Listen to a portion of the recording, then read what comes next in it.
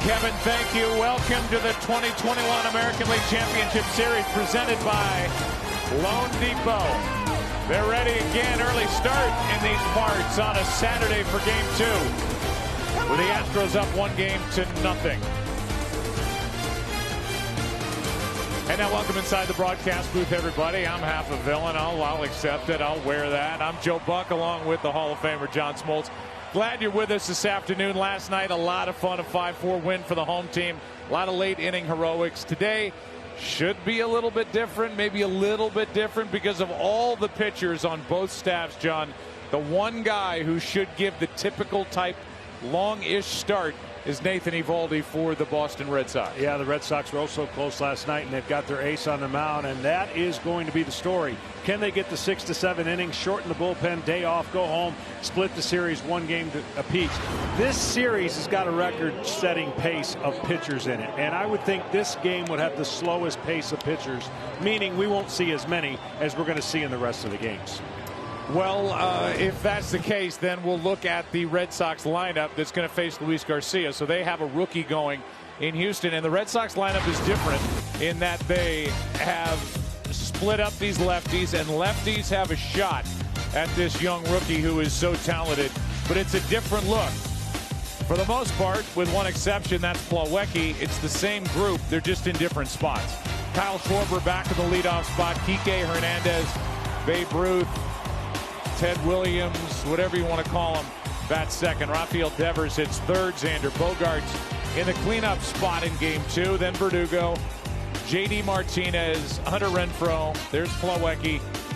And Christian Arroyo is at second base and batting in the number 9 spot.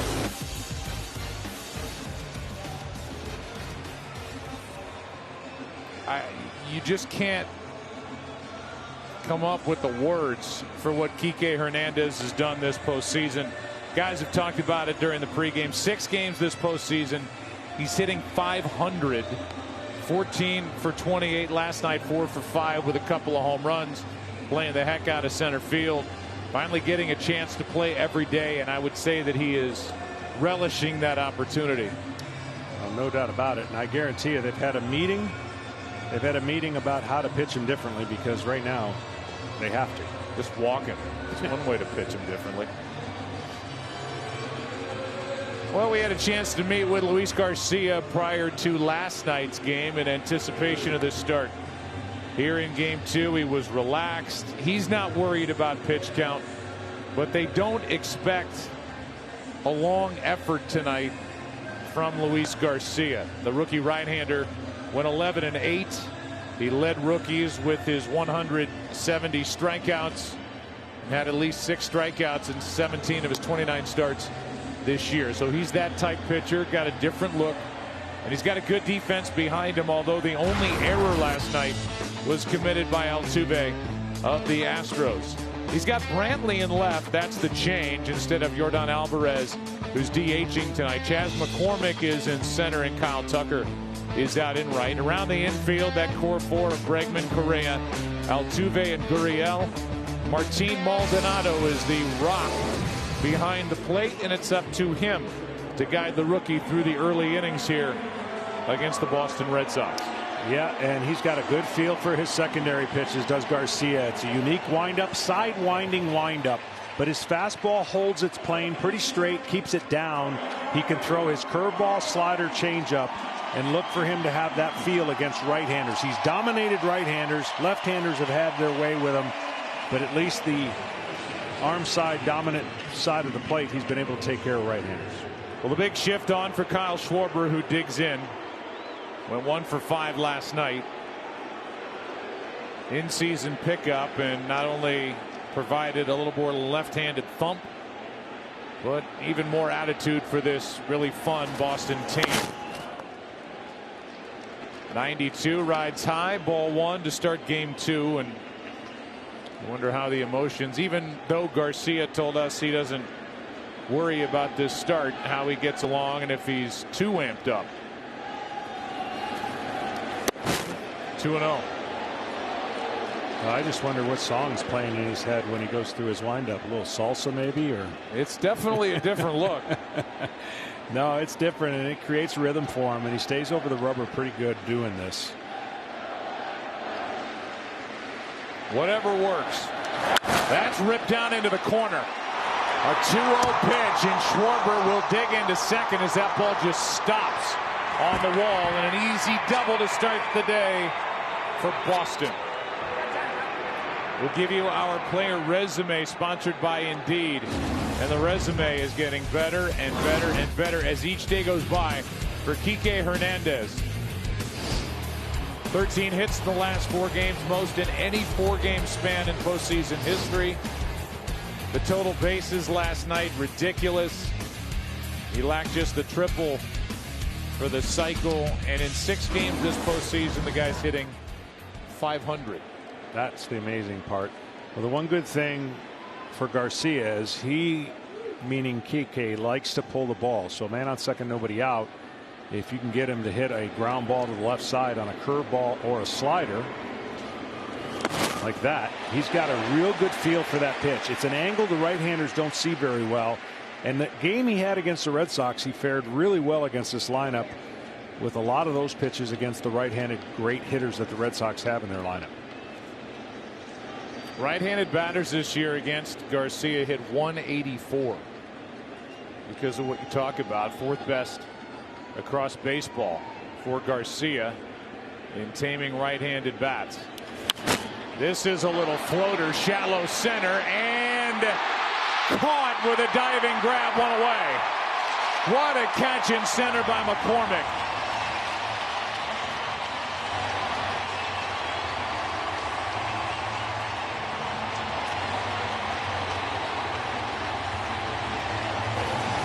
Tell you what, this is not easy. Look how he positions the glove. He gets it turned right at the bottom to get it in the glove and face plants.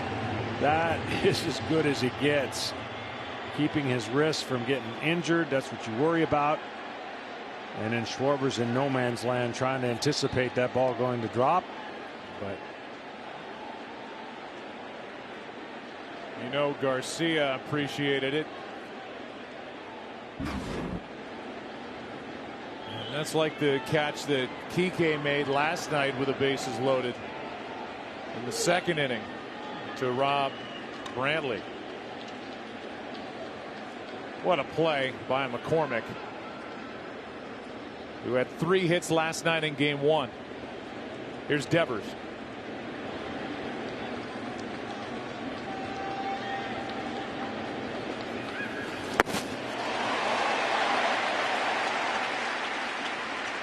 Red Sox put the leadoff man on 6 out of 9 tries in yesterday's game. They only ended up scoring on the 2 leadoff home runs that started innings by Hernandez. Kike went deep in the 3rd and then again in the 9th.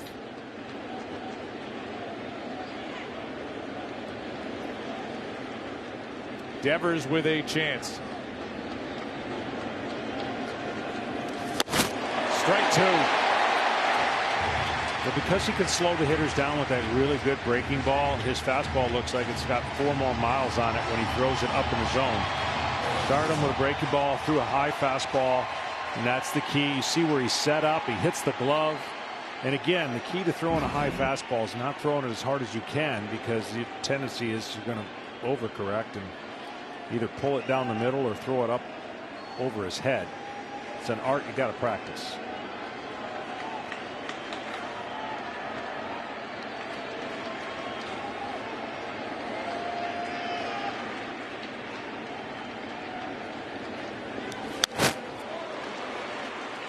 Good rip by Devers, who is just 24 years old, but who has hit .467.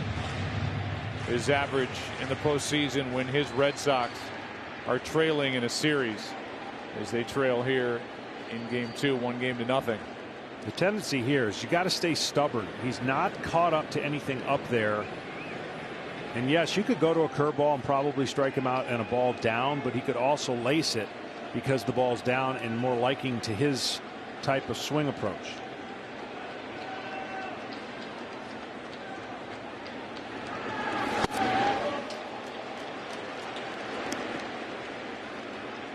See, the only thing you do to me there is you just do him a favor, because the risk reward's not as good as the fastball up that he hasn't all series, all playoffs, has done nothing on because of the well-documented struggle that he's got with whatever injury in his forearm that he's playing with. Again, an injury that his manager Alex Cora thinks might help him stay more to the middle of the field, not over swing. Now Garcia and Maldonado can't get together on the signs as they go through that with a runner Schwarber at second. Ball and 2 strikes on Devers.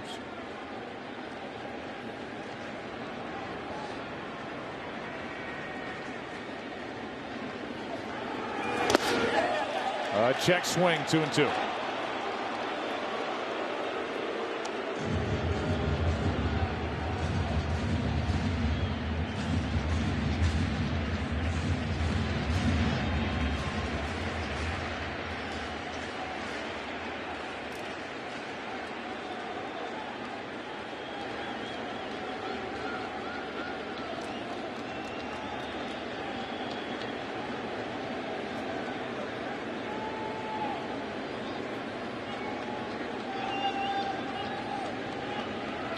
Two pitch now is high, and it's gone from 0-2 to 3-2. See, at my point, Joe, right there, he wasted 2 pitches to get to the pitch 0-2 that he already had him swing at. So you kind of reset the hitter when you change the eye level of 2 breaking balls down. Now the high fastball really looks high. And if he would have stayed with the 0-2 fastball that he already swung up, he would have been more apt to swing at that pitch. And now he's worked count 3-2. Home plate umpire is Rob Drake. Laz Diaz is at first. Dan Iasonia, the crew chief. Jim Wolf at third. Alan Porter in left. And David Rackley, who worked the plate last night, is out in right.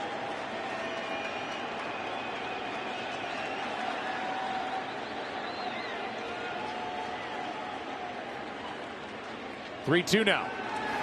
Is down. And a walk is the result of an at-bat that did not start well for Devers. 2 on, 1 out. And remember that at-bat if this inning doesn't go the way the Astros want it to go. 0-2, struggling with his arm, hadn't made one good swing, and now you get a free pass, and you've got Bogarts and the boys coming up. Those are the little things in a playoff game that stand out bigger than if it was a regular season game and it'd be, oh well, you walked them. I don't know what that conversation was about as Rob Drake went over to the dugout to talk to Alex Cora.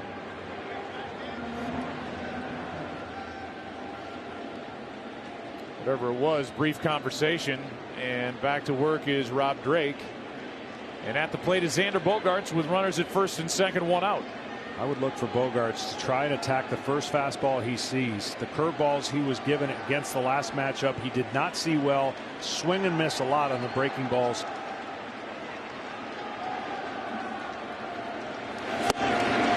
Missed it. You know, as hot as the Red Sox have been collectively, they would love to get Bogaerts going a little more as he swung through this fastball. He's hitting 304, don't get me wrong, but it seems like he's about to take off.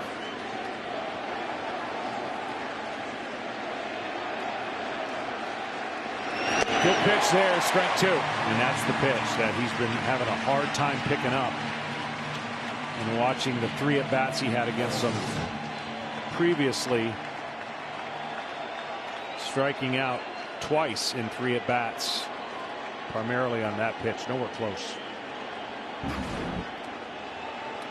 Left-handed hitting Alex Verdugo on deck. Opportunity for Boston to jump on top. 2 on, 1 out. Ball 1.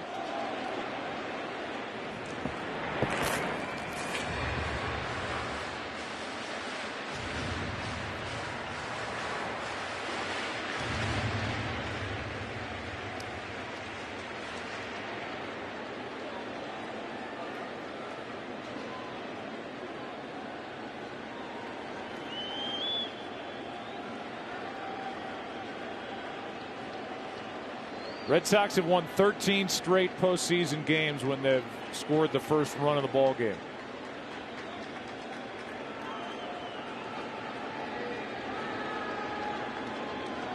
One-two to Bogaerts. Struck him out. 2 gone.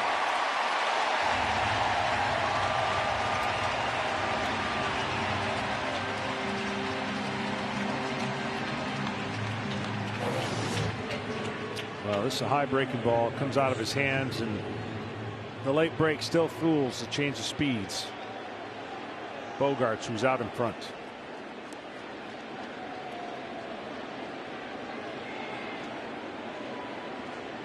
A double, that diving catch by McCormick in center, a walk to Devers, a strikeout of Bogaerts. And for the Red Sox, it's all on Alex Verdugo. Seems like Schwarber's been out there 10 minutes, doesn't it? All right. Garcia misses. Told you the number for right-handers against Garcia. Lefties hit 287. There are the numbers this postseason. Second year in the Red Sox organization after being traded with Mookie Betts going to the Dodgers. Dodgers get underway with game 1 of the NLCS tonight in Atlanta on TBS.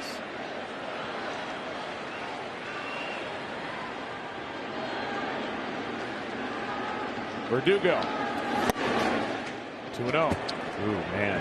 That's the only downside of your catcher coming out of his position to either make a throw or fake a throw. You take the ball, any chance of being a strike, away from the umpire.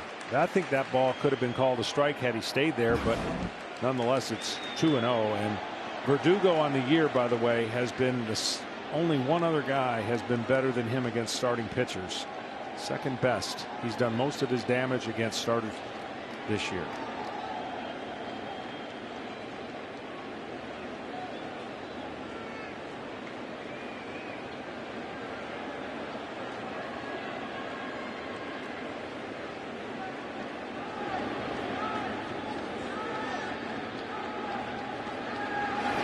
Bounces in way in front of the plate. 3-0.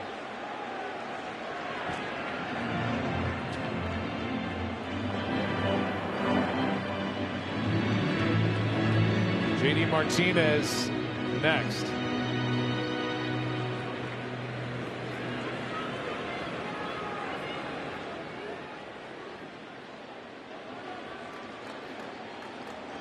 Crowd feels a little stressed out right now. Luis Garcia doesn't look stressed. Question is 3-0. Does he have the green light?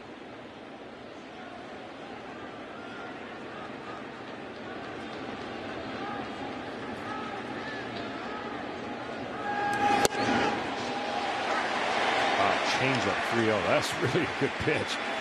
I mean, normally as a right-handed pitcher who takes care of right-handers, you go, okay, I got a right-hander on deck and I can take him if I walk this guy. But that right-hander is JD Martinez. That was an outstanding 3-0 pitch that if he was swinging or had the green light, he would have come out of his shoes on that one.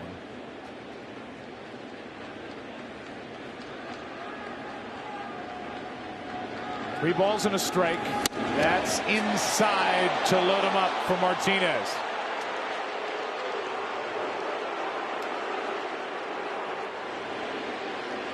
And that will get Brent Strom out of the dugout to talk to his rookie right-hander. Fastball inside after the changeup.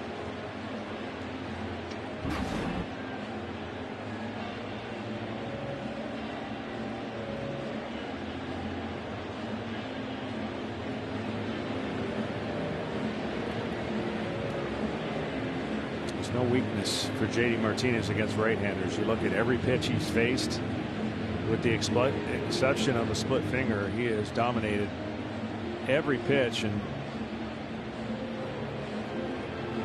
pretty good with runners in scoring position too.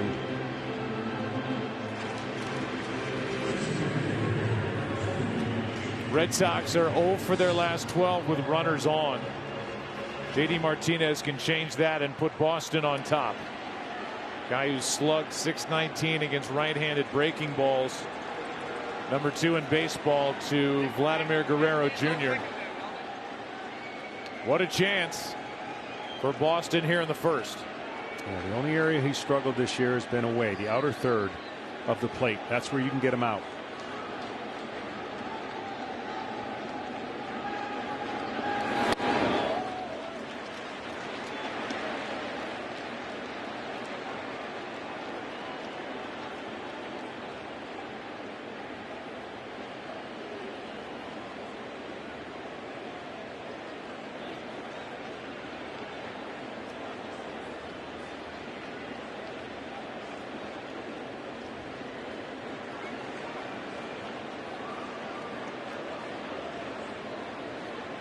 I felt as a pitcher with the bases loaded, I always wanted the aggressive hitter, not this kind of hitter who's patient, won't expand the zone. You got to make pitches here.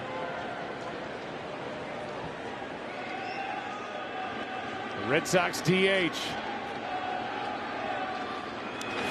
hits it in the air to right, back at the wall, it's gone. Grand slam, J.D. Martinez. And a forced spot in the first inning for the Red Sox in game 2.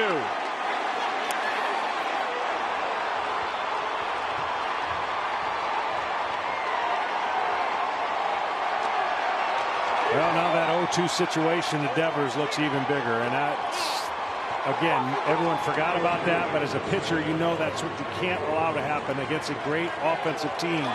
Because the more runners that are on base, the more stress pitches you have to make, the harder it's going to be to navigate through this lineup. And you don't want to see guys in a cart.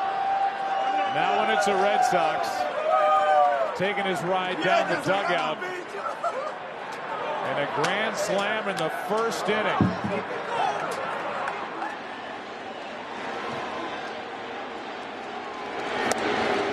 Ball 1 outside now to Renfroe.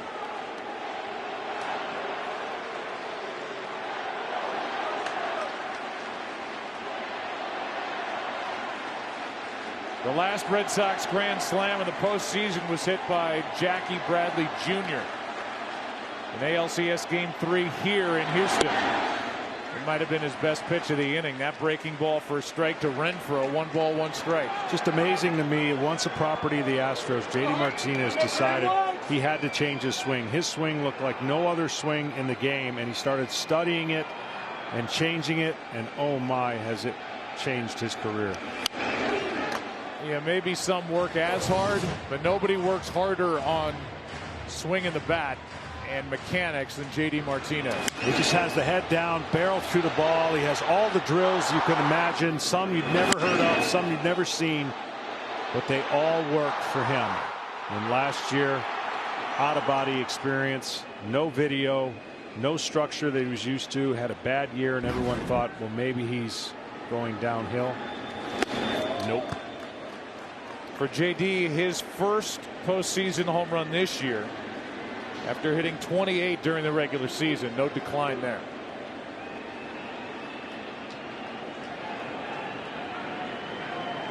On top, here we go. 7 regular season grand slams for Martinez, first in the postseason. And what a jolt to start this game for Boston. And they have Nathan Eovaldi on the mound. Their top starter is about to take at least a 4-run lead out in the first inning here in Houston.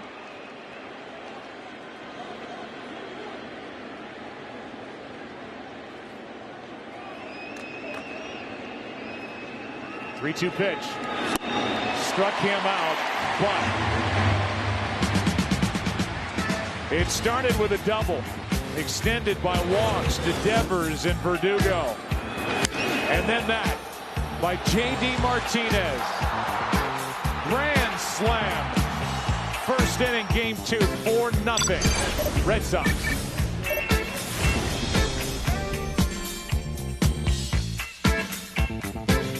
The leader in 5G. Beautiful Saturday in Houston. Here's their lineup. Same look with one little tweak as game 1. Jose Altuve, a hero last night, leads it off. Michael Brantley, instead of DHing, is in left. That's the change. Alex Bregman hits third. Yordan Alvarez is the DH. Then Carlos Correa, Kyle Tucker, Yuli Gurriel, Chas McCormick, and Martin Maldonado. Against Nathan Dog Eovaldi. You're going to see a lot of grunting. You're going to see a lot of fastballs, split fingers, curveballs, sliders, cutters. He's got it all. He's got 5 pitches. He throws at least 10%, and he's a strike throwing machine.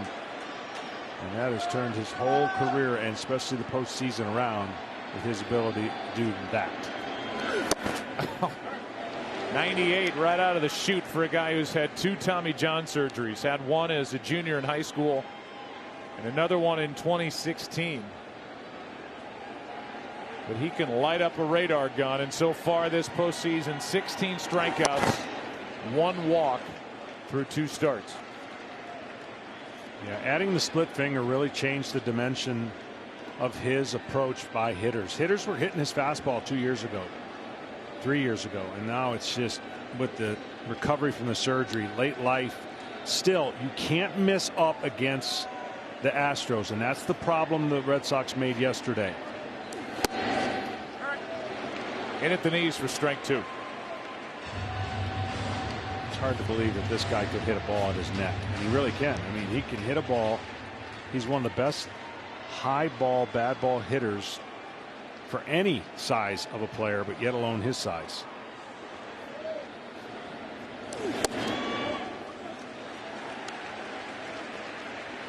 Eovaldi is from Alvin, Texas, about 30 miles from here. There was another pretty good fastball hurler from Alvin, Texas. Let's say threw out the first pitch when he was 60-some years old at 85 miles an hour. Still got it. 2 balls, 2 strikes. Eovaldi brings it, and it's down. Full count. It's Nolan Ryan. That's what we're talking about.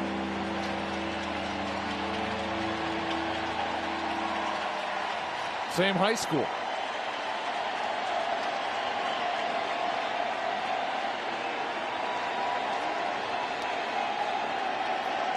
Three-two pitch.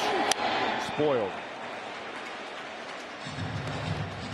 Eovaldi's such a big part of the Red Sox championship in 2018, and in the World Series didn't make any starts, got into 3 games and was dominant against the Dodgers.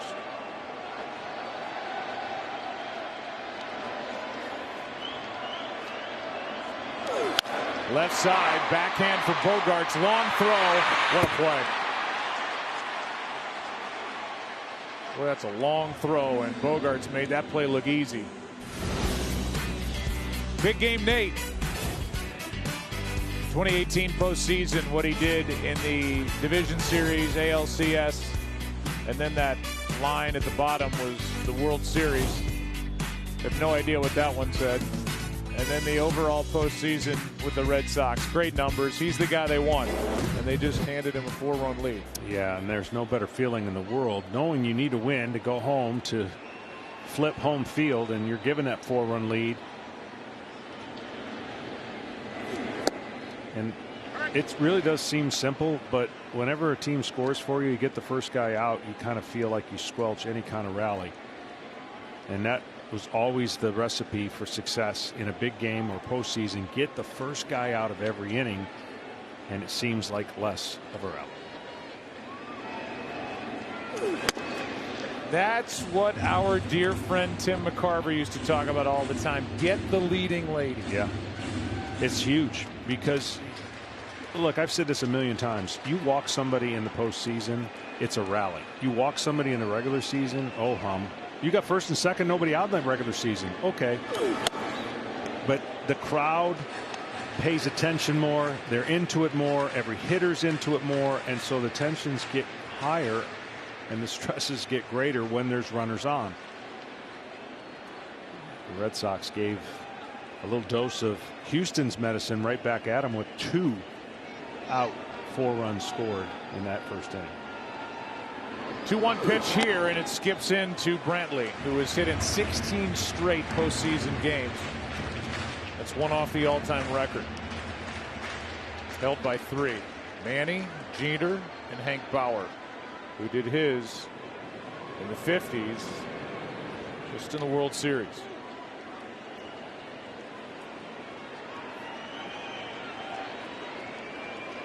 Here's a 3-1 pitch. Right side.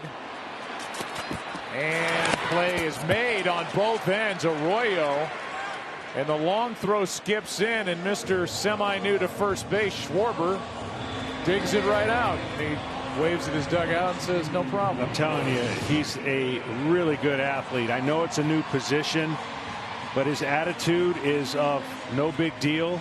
He's loose, and no better evidence than when he kind of booted his first toss to the pitcher against the Rays and came back with the very next one and executed it perfectly. You had thought he hit a grand slam. Here's a strike to Bregman.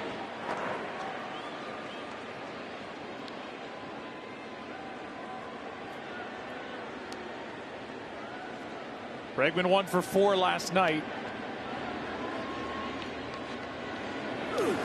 Floats one for a hit. Jammed a bit, but muscled it out into shallow left between Bogarts and Devers. Oh, I'll tell you what, Bregman is so good at inside pitches. He's got that hand that he just gets in position with the bat. See how he's got it cocked right now, but he starts out with his hand straight up, bat straight up, cocks it, and then lets the barrel go. And even though he got jammed on that one, hit machine.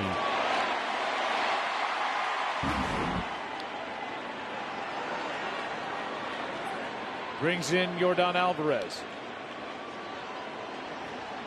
Big man last night went 1 for 3. Got a sac fly for an RBI in the first inning.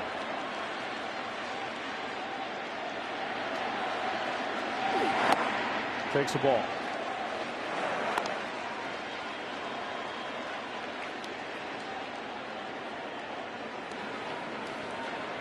That's called a shift.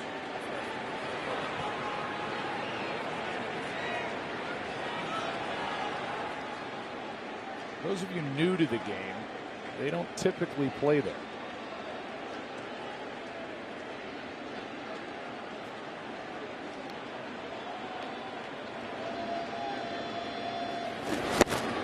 One ball, one strike.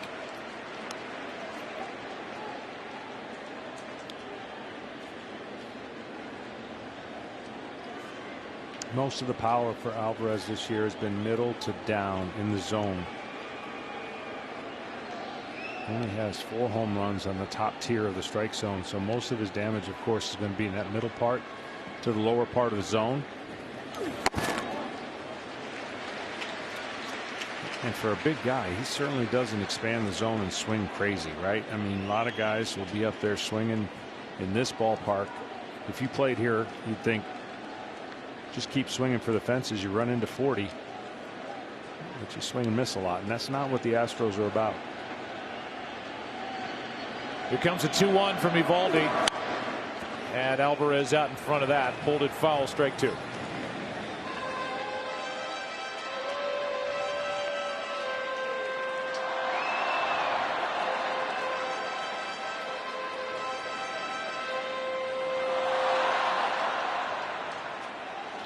Eovaldi was the winner in the wild card game against the Yankees. No decision in game 3, but a Red Sox win in the division series against Tampa Bay to put Boston up 2-1. That's into center, and Kike puts it away.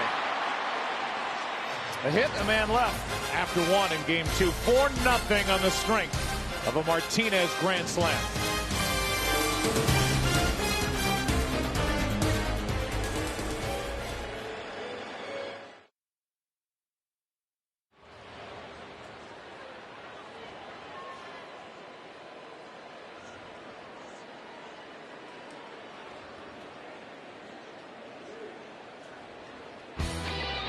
Welcome back to the 2021 American League Championship Series presented by Loan Depot. Number 8 hitter Kevin Plawecki, the catcher today, leads it off and leans back from ball 1 as Luis Garcia hopes for better here in the second. Plawecki, Arroyo, and then back to the top, Schwarber. Good numbers backing up this year for Boston and getting the start with Eovaldi on the mound.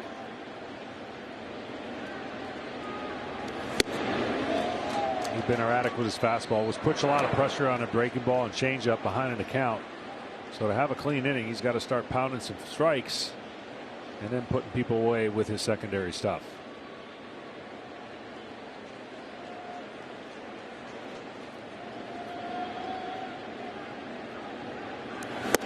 3-0. I know the tendency in today's game is to try to miss bats and strike guys out. And we see a high strikeout rate of probably the history of the game. But I tell you, you get outs with your fastball in the postseason, you're ahead of the game. You start getting some lower counts in the innings and pitching deeper into the game when you do that. I think Zach Greinke better put his spikes on.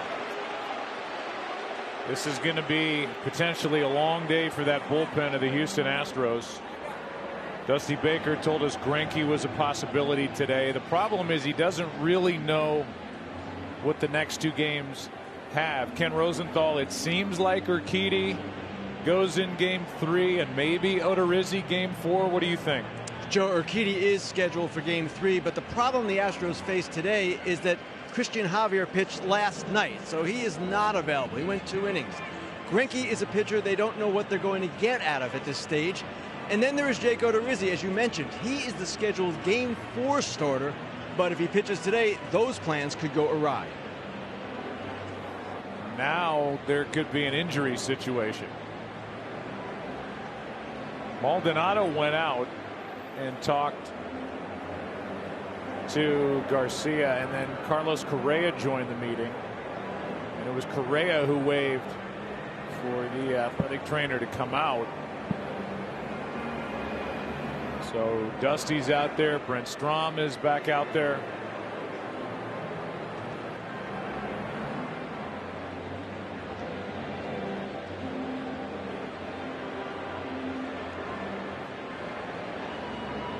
And on to the phone to the bullpen go the Astros.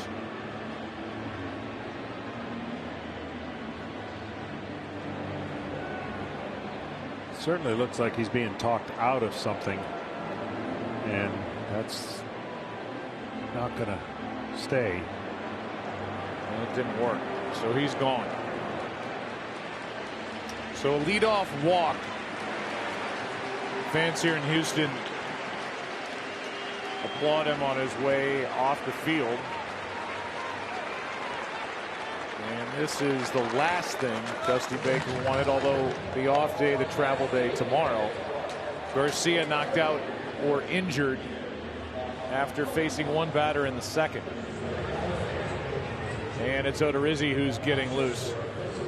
And it looks like exactly what Kenny talked about could unfold and put game 4 up in the air. Back after this.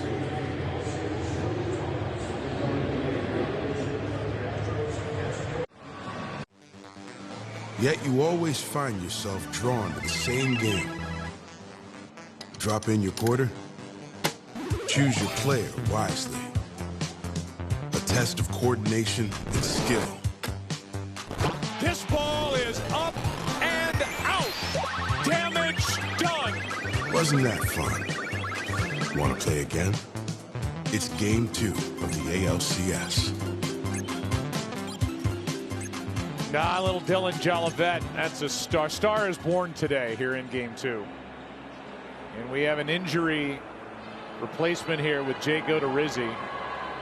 We welcome you back inside our broadcast booth. And if this pace is any indication, we're going to be sitting here for a little bit. I mean, Odorizzi is, well, it's going to take a little while. So settle in. Yeah, the problem is I never understood. I know he's a starter, but let him do that stuff in the bullpen down there. Send everybody off the field. But, you know, it makes it odd when you're doing it on the field right here and all of his work and all the stretching.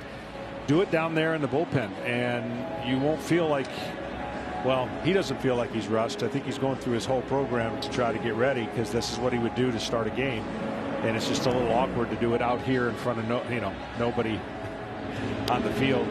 You just don't see this very often. So he's got the world watching. 24 games. Jake is making his first appearance this postseason for the Astros. He was signed in March. He was a late sign. See the numbers from this year, and he was potentially looking at a Game 4 start when all of this would have happened on his own in and around the bullpen at Fenway. So while we are waiting, we will go down to Tom Verducci. Tom.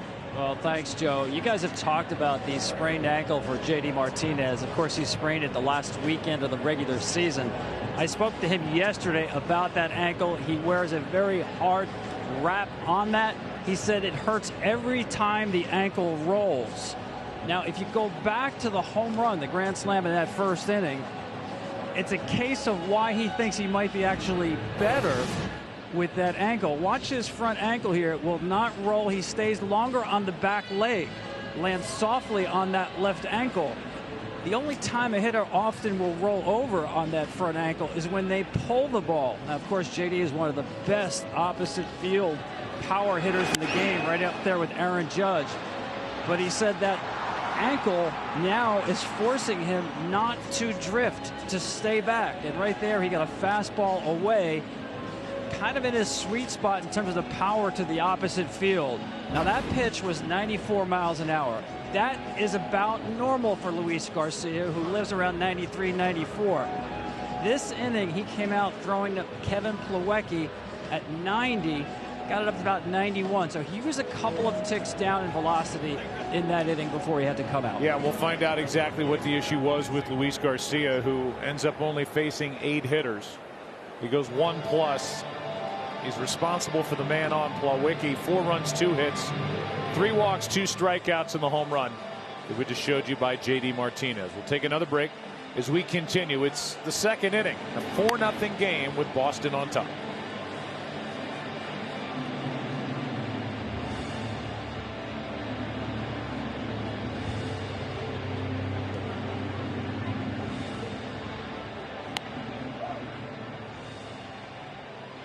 Why couldn't he have brought it?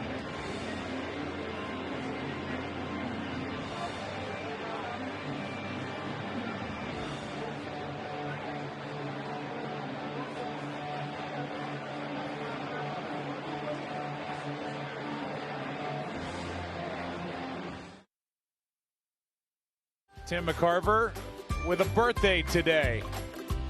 Memphis born, debuted with the Cardinals as a 17-year-old kid. Starting catcher in 2 World Series championships for the Cardinals. 21 years in the big leagues. He came up at the end of the 50s, played the 60s, 70s into the early 80s. I got to spend 18 years in the broadcast booth with him and just absolutely loved the man. So did Bob Gibson. He's seen a lot of baseball. Oh my gosh. That was when I was a kid at 27, breaking in 1996. And I was to be paired with Tim. I remember talking to my dad, and he said, "You're in such good hands because there's nothing that Tim hasn't seen." Yeah. And that's a good feeling. It's like it is when I get to sit next to you. It's a good feeling knowing that whatever can happen down on the field, you know, you get that one outlier usually every postseason. It's been seen before, but Jake Odorizzi is still going. This is what he does when he's starting a game, and so when you start a game, you're in no hurry and you've got your routine down pat. That's, again, out here on the field, you just don't ever do this. You're always in the bullpen getting ready, and you have your pace down there, and you usually have the stands filled with people watching you.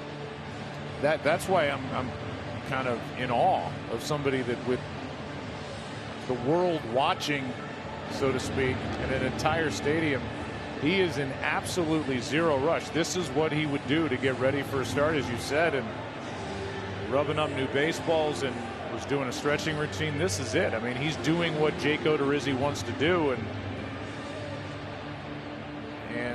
You know, on the other side, you've got Nathan Eovaldi, who's, he said, if you read lips, I got 3 more and I'm good.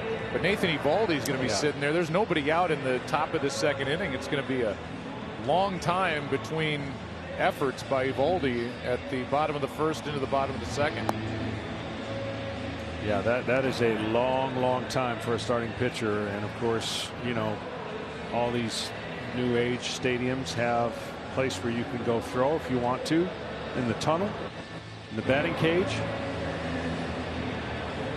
But for Dusty Baker, he's hoping all this time spent right here gives him 5 innings out of this guy, or at least. Otherwise, you could have brought in a short reliever to get it out of this inning and then given him the time to warm up to get ready like he would as a starter. I think he said 3 more. I hope it wasn't 30. All right, 1 more. That's it. You get 1 more. That's what he just told the home plate umpire, Rob Drake. And Rob Drake's telling the Astros players to get back in their positions because we're ready to go. That should be it.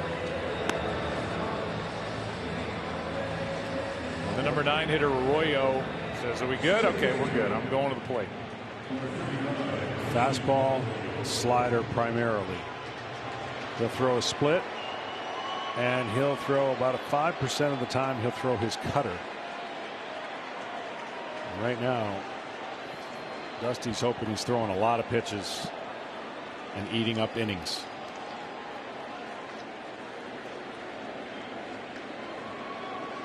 Arroyo digs in with Plawecki at first and nobody out. Astros leading 4-0 on the JD Martinez grand slam.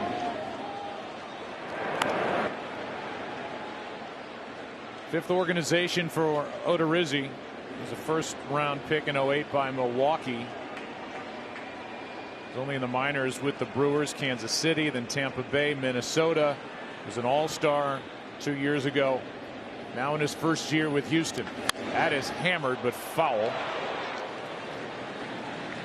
And the count evens a ball and a strike on Arroyo.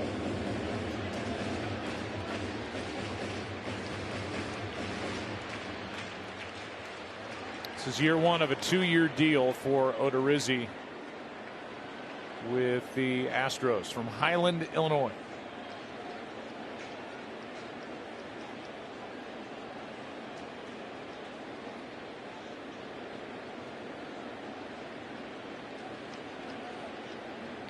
Here comes a 1-1. Strike 2.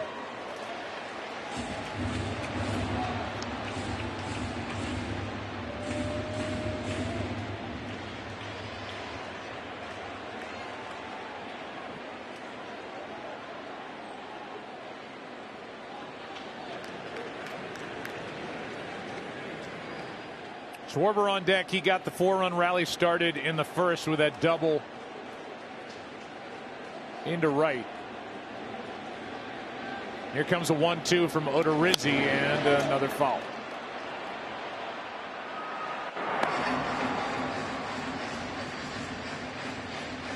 I would think slider right here. Try to get him to pull the ball on the ground for a double play or swing and miss.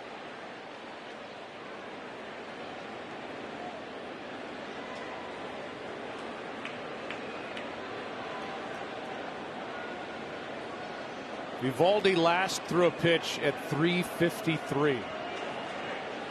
4:17 on the scoreboard clock right now. We'll keep an eye on that. Base hit right field. Wide open right side of the infield with Altuve more toward the bag, and it's 2 on with nobody out as Arroyo has his second hit of this LCS.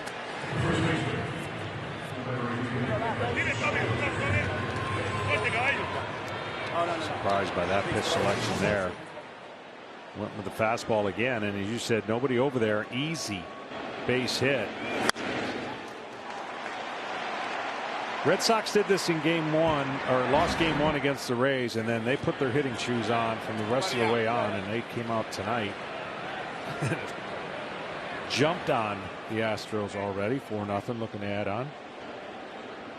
Schwarber in that leadoff spot. 2 for 6 against the Astros in this series now with that first inning double. You know, I think the casual fan goes, oh, it's the Red Sox again in the postseason. But this is a different Red Sox team than you're used to seeing in October. They were a last place club. Cora was out of the game because of the sign stealing scandal that happened back in 2017 when he was the bench coach here with Houston. And so he sat out a year. And this was a team really not picked to get back this far. As Schwarber comes up empty, 1 ball, 1 strike. And yet they just pieced it together.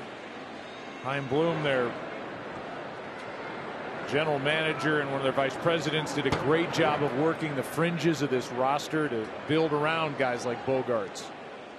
Getting somebody like Schwarber in season, adding to their bullpen, and here they are, and boy, they're a dangerous team. They sure are. And you mentioned it. I don't know anybody that picked them. Not one person in preseason, and I know, you know, everyone wants to know what's going to happen before it happens, but nobody talked about the Red Sox for a lot of reasons, because it wasn't their offense. Their offense was going to be fine. It was their pitching. And they did some things like Pivetta, Garrett Richards. It looked like that you were getting kind of holdover players for other scenarios, to rookies to come in. Renfroe on a 1-year deal. Kike. They did all the things that people really now can see why it was so important. It kind of at the time from the outside looked like window dressing. Right. Like, well, they're just going to, they don't want to be a last place team, but. That's right. And now here they are, and boy, they're fun to watch. Yeah, they've clicked, and they have never put their head down, according to their manager, Alex Cora. He said, listen, we heard the news right away after the first sweep of the Baltimore Orioles, but nobody put their head down when we had all those COVID players. Nobody put their head down when we lost first place. A strikeout of Schwarber for the first out in the second. They brought in Kike Hernandez on the 2-year deal. How about how hot he's been? He has been. The red represents hot, and there isn't really many spots you can go to, but all the damage he's done has been in the hot zones for the most part.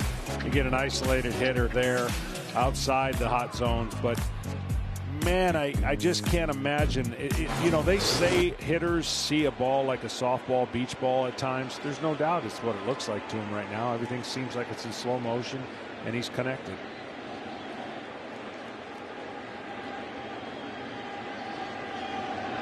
I think a manager like Alex Cora, who in his own words said he was the 25th man on every 25-man roster that he was on, and he was a longtime big leaguer and an infielder and a good player, but he gets what somebody like Kike's been through, and he's such an asset to a guy like this guy, and such a smart man, and what a job he's done.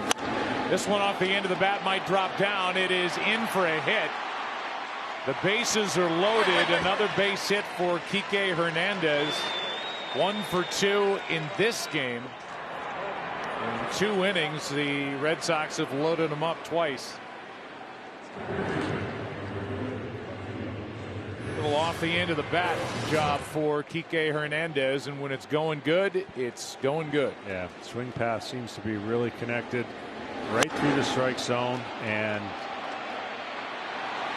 there'll be streaks in his career. I'm sure he's had many of them where he's hit line drives at people and can't buy a hit. Right now, it's the opposite. Well, here's the man in the first inning that I thought ever changed the first inning, and 4 runs came out of it. Let's see how Odorizzi handles Devers this time. The first inning, Devers fell in the hole, 0-2, and then worked a walk.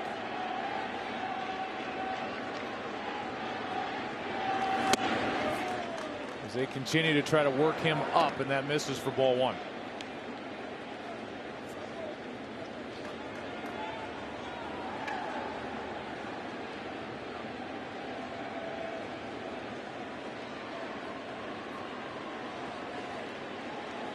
Odorizzi, after the walk, is allowed a hit, a strikeout, now another hit. Here comes a 1-0. strike one.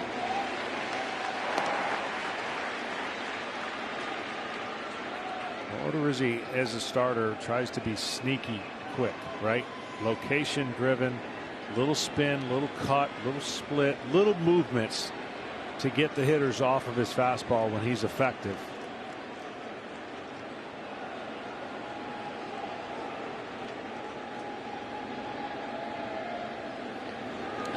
That is hit down the line.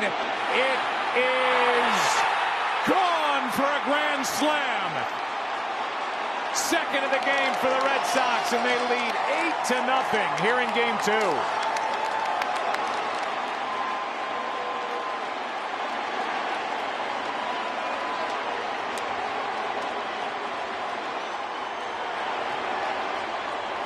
First time that has ever happened in postseason history. That one team has hit multiple grand slams in the same game, and it's happened in the first 2 innings. Remember when I said every postseason you see something that hasn't happened before? Well, we just saw it. Just saw it here, and a very confident offensive machine that Boston has going, and a cart-driven fury early.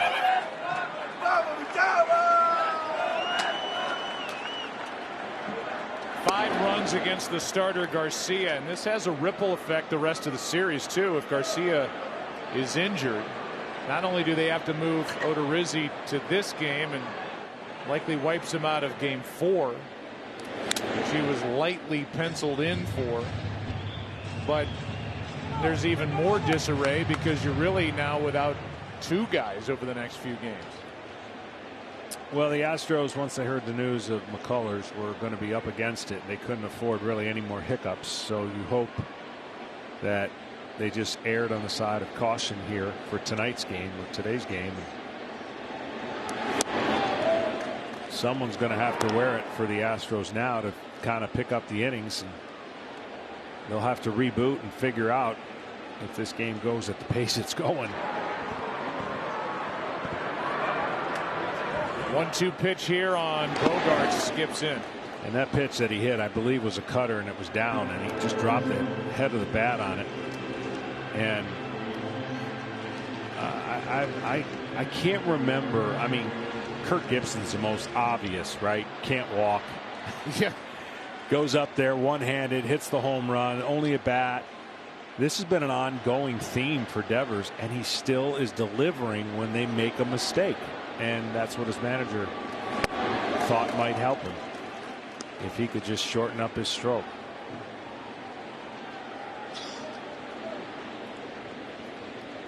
Full count now on Bogaerts with Verdugo on deck. Still only 1 out, and Rafael, 24-year-old stud, is all smiles in the dugout now. 3-2. Do it again.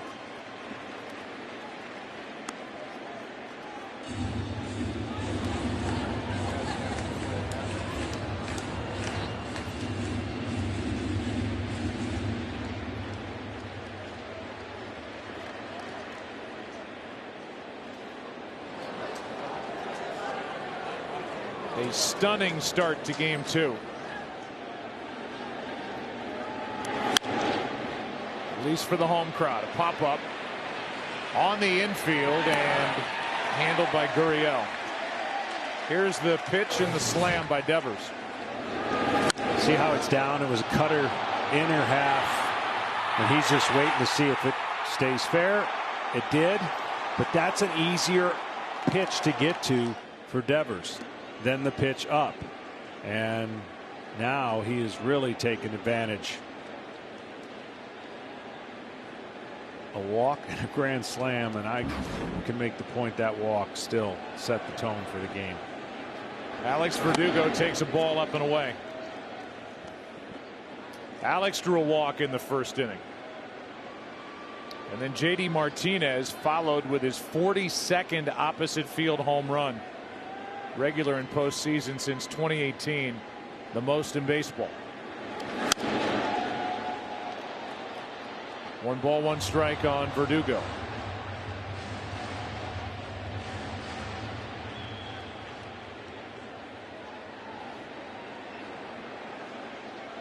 1,691 postseason games in MLB history, and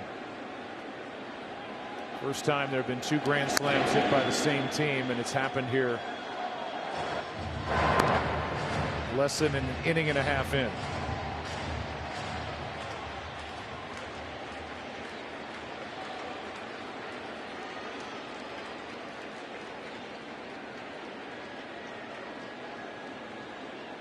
One ball, 2 strikes on Alex Verdugo.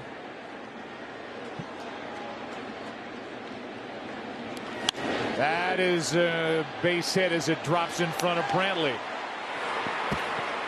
Little jam shot, flare into left, and frustration for Odorizzi, and Maldonado's going to go out and try and lift his spirits. Verdugo always seems like he's just sneaky moving towards the pitcher. He's still quiet, and then when the pitch comes, he's just got his momentum going towards the pitch. And momentum is definitely on Boston's side right now. Brent Strom wondering how this ALCS is going to play out for his pitching staff. They have plenty of arms, a lot of different ways to go, and they're going to have to get creative.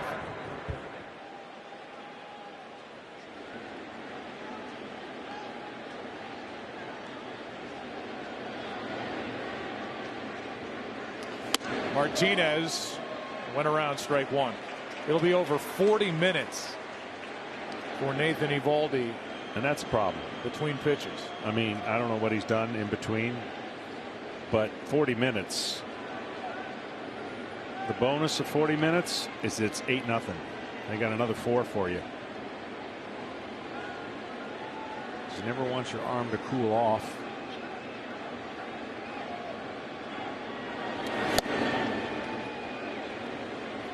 It's almost like in one of those rain delay situations where you go, how long? Yeah. You know, how long can it be before a guy, you know, risks something by going back out there? I can remember every one of them just begging my manager. You know, usually it's an hour, but you go down, you throw every 15 minutes. And that simulates kind of an inning. So however long it takes, you're cutting your innings down. But when you got a chance to win a game, you're down there going, I'm good, Skip. I'm good. I'm telling you. I can go back out there. It's an hour and a half, John. I don't care. I'm telling you, I've been throwing down here. I got 15 minutes here. I've been timing it right. I'd love to see video of you and Bobby Cox arguing over if you're going to go back out there or not.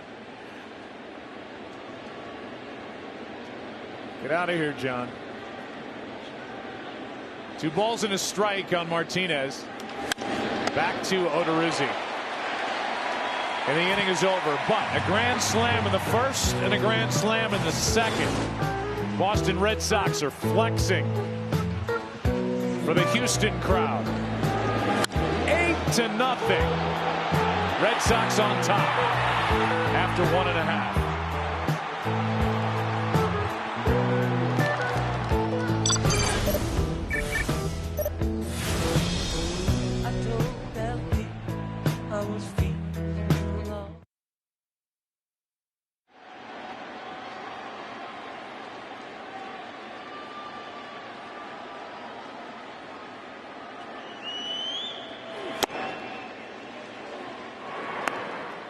.41 minutes is the official time between real pitches for Eovaldi. And up there, first pitch swinging is Correa, strike 1 as we begin the bottom of the second. 8-0 on the strength of 2 grand slams by Boston.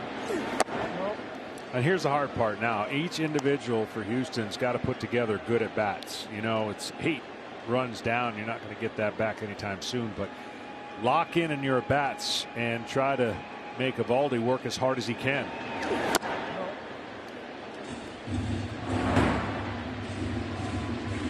That misses outside. 2 balls and a strike. It's Correa, then Tucker, then Yuli Gurriel.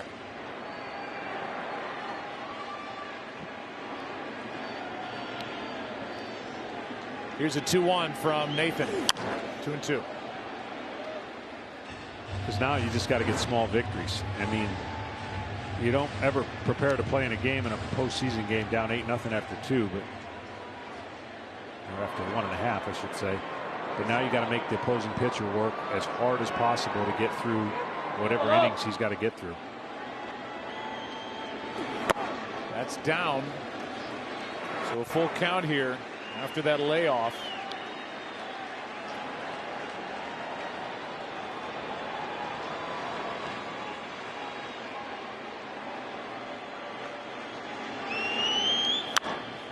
Popped up behind the plate.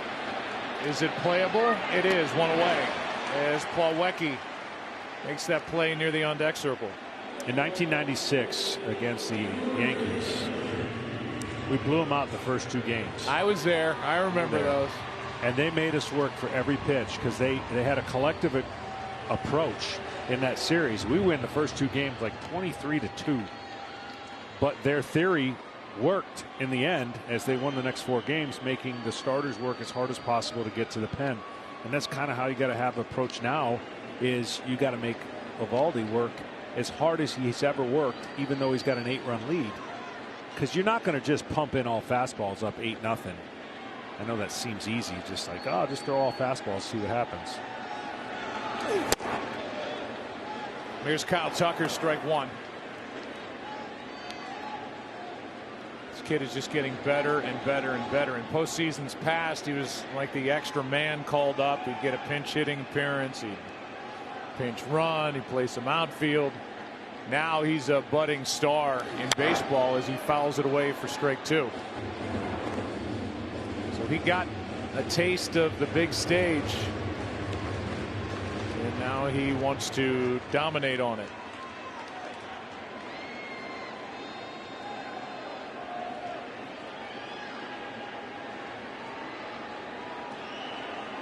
Those aren't batting gloves. That's just dirt on his hands. Not too many in the game that don't wear batting gloves anymore. He's got that wrap on his bat, but no gloves.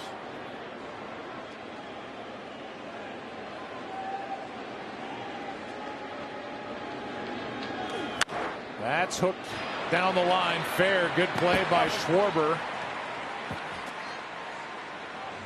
Trying to win a Gold Glove in the postseason over at first base. 2 out. Fox Bet has prop bets for Nathan Eovaldi. These are the odds for Eovaldi to strike out 6 or more batters. For more information, download the Fox Bet Sportsbook app. I think the score hurts him in that category. It really does. Yeah. It would have been a no-brainer over 6, but he's up 8-0. He's got none. You have to strike guys out now. Just get outs.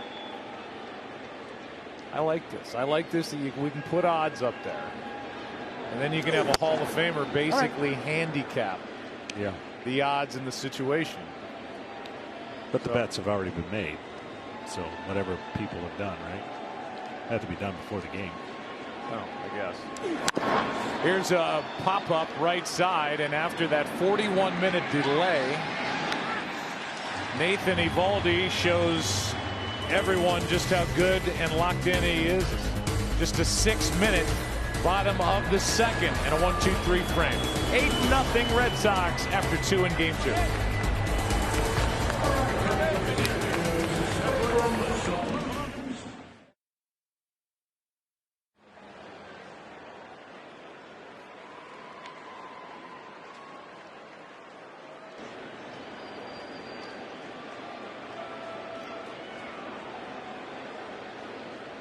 All right, order. Let's establish some order in this game. 8-0 after 2. 2 grand slams by Boston.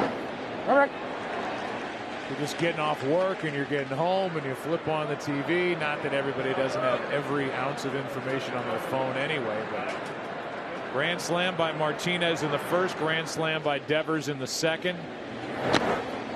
Luis Garcia left with some injury in the top of the second inning. Jake Odorizzi took over, and now he's 1-1 on Hunter Renfroe starting the third.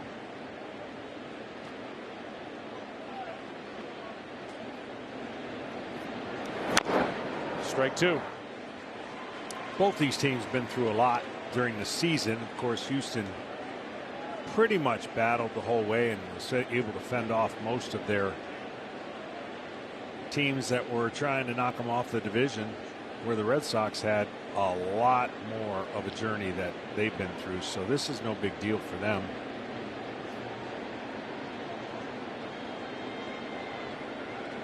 Ball and 2 strikes on Renfroe, who takes strike 3.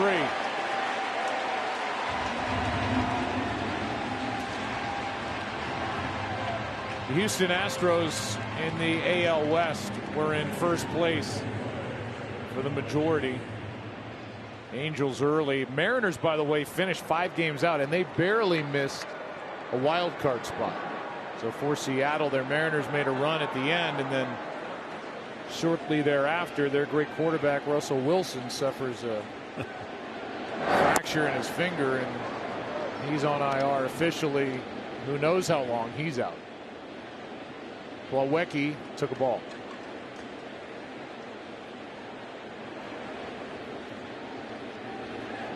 Plawecki took a strike. All right. Well, the one thing you've got to do when you're managing and you're playing in these kind of series, you've got to deal with the narratives that change, the psychological change, like, oh, it's over. Oh, this team's. In game 1 against the Rays, it was kind of not a flat, but a dominant performance by the Rays. They shut them out 5-0.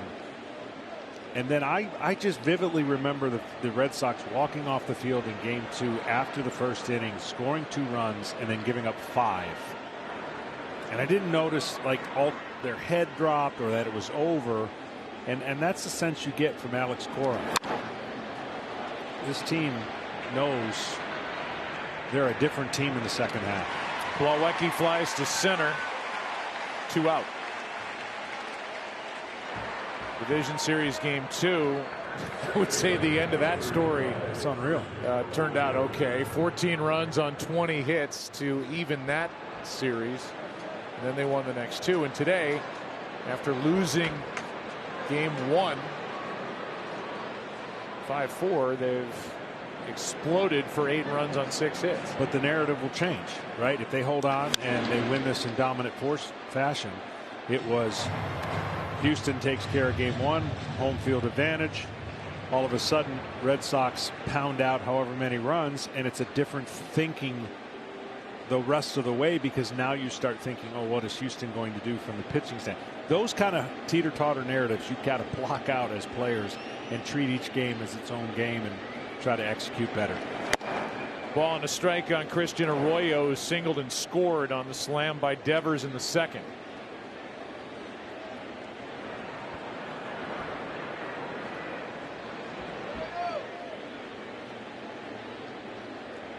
Here's a 1-1 from Odorizzi. Ground ball left side. Nice pick by Bregman.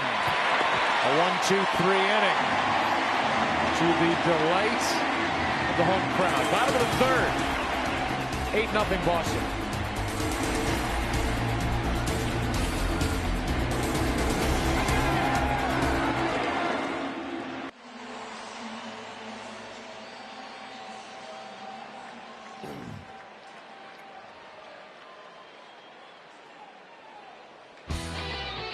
T-Mobile covers the most interstate highway miles with 5G. Home or away, stay connected to your team with T-Mobile, the leader in 5G coverage. Hey, was that a Texas lazy pool? Like just a lazy drawing, the drawing of the state of Texas? I think it was. I have no idea what you're talking about. I think that was. I have no clue what you're saying. Hold on. Matt Gengel's going to bring it back up. Here's a pitch down and away from Evaldo. Oh, there it is. Like the lazy river of the state of Texas. There Look you at go. you. You can't get anything past you. Again, I'm reading a card, so I don't see that. You're dissecting while you eat snacks and jumbo apricots. That's what you're on today. 2 balls and a strike on the number 8 hitter Chas McCormick. Asked Dusty Baker before the game if Chas surprised him with how good he was in game 1. He said, no, nothing surprises me toughness wise for McCormick. He's from Philly. The tough kid. Dusty loves him. 2 balls, 2 strikes.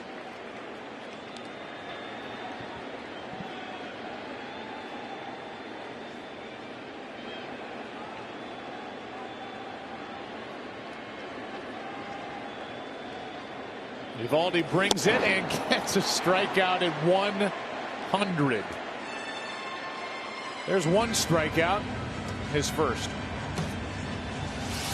Speaking of the state of Texas, Alvin, Texas. Alvin High School, class of '65, the great Nolan Ryan. Nathan Eovaldi a few years later in 2008. We're going to check in with Ken Rosenthal as these two got to meet back in 2015 when Nathan was with the Yankees. Here's a ground ball to short off the bat of Maldonado and guided over to first by Bogarts. That was a special meeting for Mr. Eovaldi, Kenny. It was a special meeting, Joe, and it happened the night after Nathan, then with the Yankees, pitched 6 strong innings to beat the Astros right here at Minute Maid Park. Ryan was then an Astros special assistant, and he jokingly told Eovaldi, "Hey, last night was my 48th wedding anniversary. You ruined it." Now, Eovaldi never actually saw Ryan pitch. Ryan retired when Nate was 3 years old, but at an early age, he became quite aware of Alvin's more famous son. Eovaldi said Ryan memorabilia was everywhere in town, at McDonald's, Joe's Barbecue, you name it. And with good reason. Breaking ball stays inside to Altuve. The mechanics, it just was different. There was a different look when Nolan Ryan was on the mound, and I loved watching him pitch as a kid. He was a freak, man. Lower power, the legs. I mean, he was throwing what everyone's throwing today, probably, and harder. Here's a little pop-up.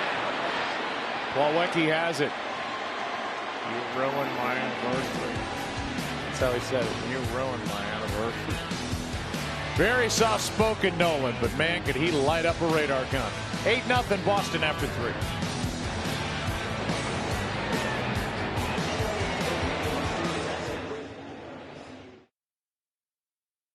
Today's telecast sponsored by Progressive Insurance. Save when you bundle auto, home, or motorcycle insurance. Astros fans a little stressed out and disappointed with the way this thing started. Odorizzi is trying to establish order, and he is retired 4 straight, had a 1-2-3 third. And here in the 4th with Boston up 8-0, fires a strike to Kyle Schwarber. Top of the order, strike 2. Yeah, I'm sure if Dusty can get at least three more innings out of Odorizzi, that would really help. Got a lot of options, but those options are meant for winning formulas.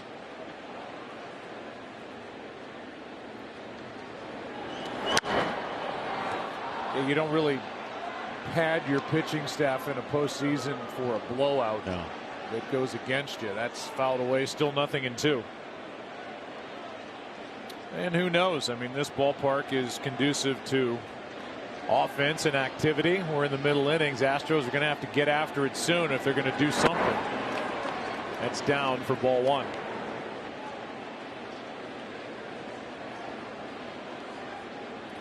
Schwarber struck out against Odorizzi 2 innings ago.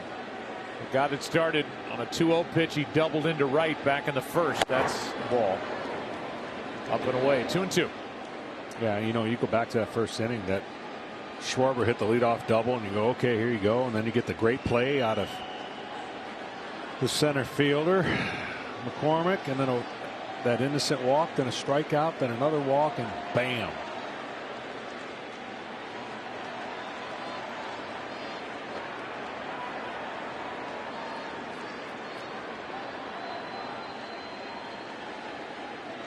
Two-two pitch. Good pitch by Odorizzi, and strikeout number 3 for Jake.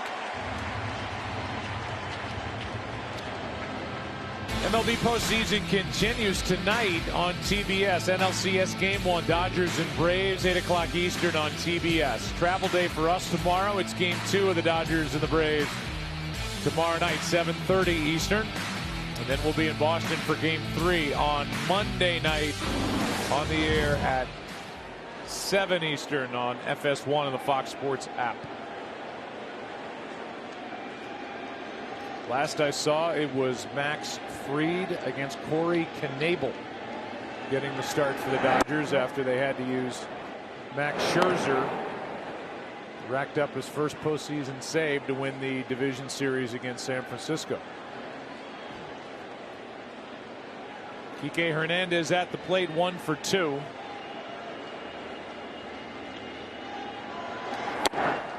All right. What do you think about the Braves and the Dodgers? The National League Braves have the best case scenario that could have worked out for them. Once they beat the Milwaukee Brewers, hard fought 5-game series, allow them to get home field against the defending champs, and they get a chance to kind of go back and undo what last year, as we called it, the 3-1 lead, and the Dodgers came roaring back to win that in 7 and then won the World Series. So that's what you want, right? If you're playing and you want to beat the champs, you got it, or at least a chance at it.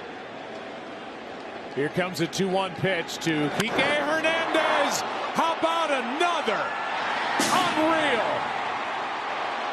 Hernandez with his 3rd home run of this ALCS. It's 9-0.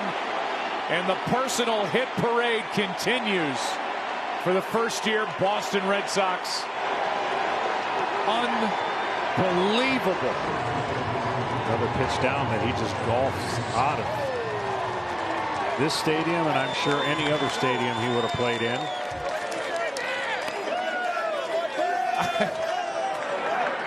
He gets to take a ride wearing that number that was on the back of Nomar Garciaparra, number 5.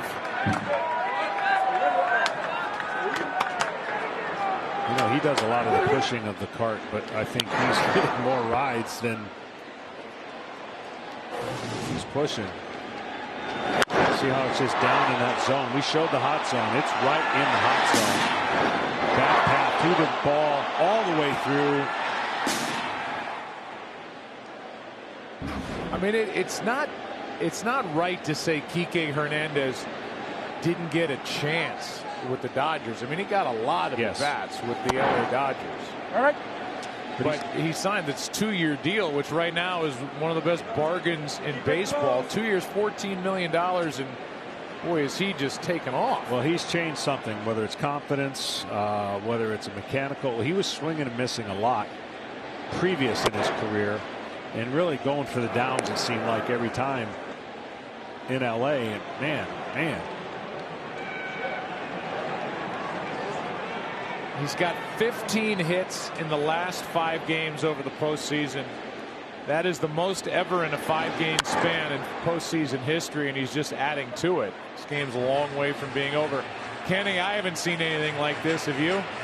No, I haven't. And Tim Hires, the Red Sox hitting coach, said he has never seen a player this hot either. The Red Sox had their normal hitting meeting today, hitters meeting. It lasted about 10 minutes. They went over their plans for today's game. And at the end of the meeting, Kyle Schwarber said, hey, here's a plan. Let's all try to be like Kike today.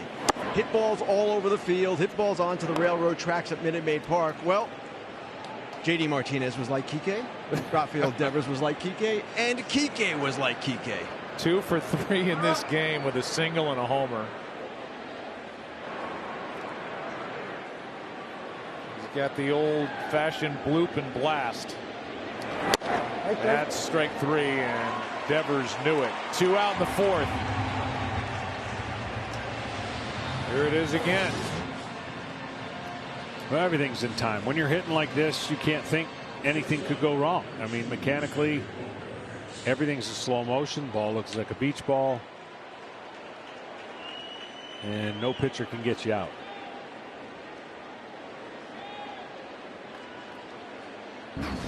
The word, by the way, on Luis Garcia, the starter for Houston.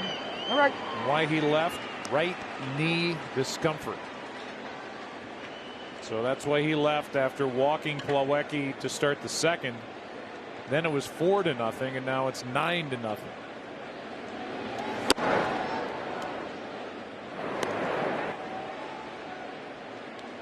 That's the thing about pitching. I don't think there's anything that can go wrong that won't bother you in your delivery. You need all the components working, and especially your dominant leg, which is your push-off leg, which would be his right knee, staying back to get through the ball.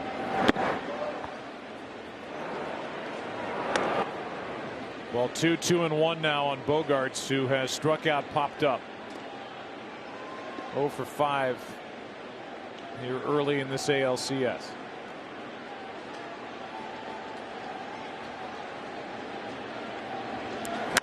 That's a floater into center in the first hit of the series for Bogaerts.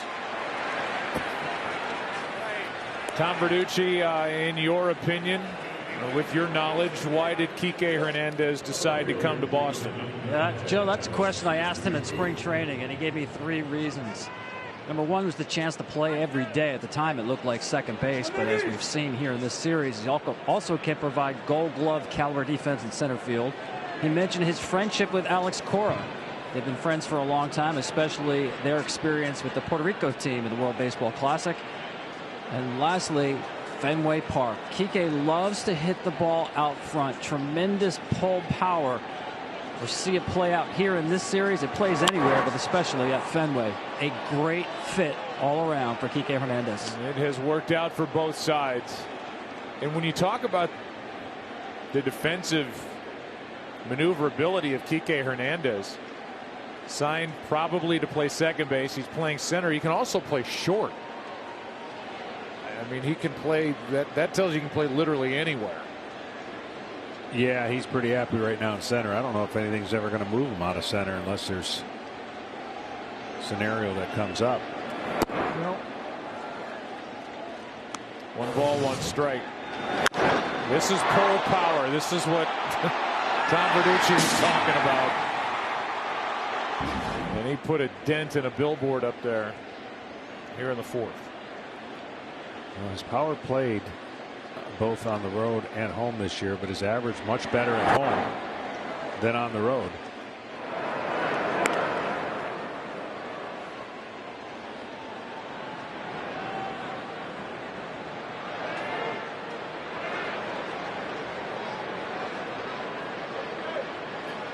Iglesias in front of Kike Hernandez as he pushes the cart. Not added to the roster in time to be eligible for the postseason, so he's the cart driver in the dugout after home runs.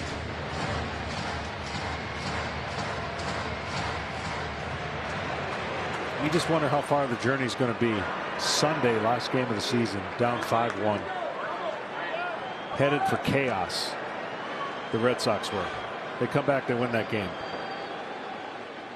They beat the Yankees, and who knows what they're going to do and how far they're going to go, but it says a lot.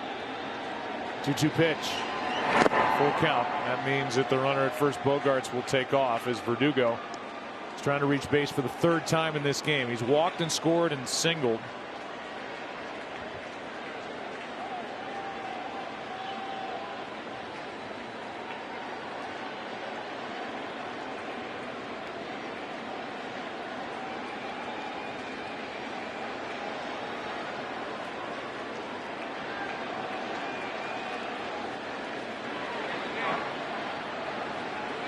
Bogaerts goes, and a high fly ball into right center.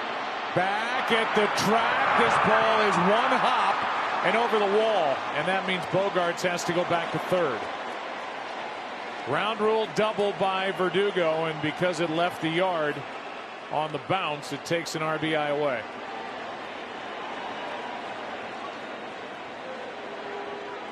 Second and 3rd for J.D. Martinez. That ball carried a long way. Sure did. I don't think Tucker picked it up, but I don't think it would have mattered. I don't think he could have got to that area of the ballpark. This one on the opposite side of the Red Sox. Ground rule double.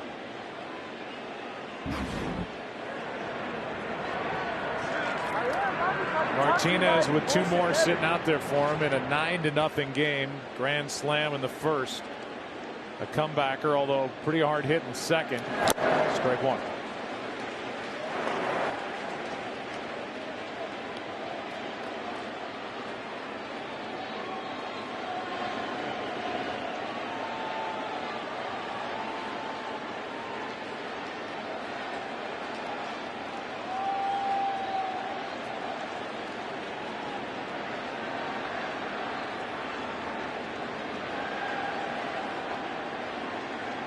Oh, one pitch.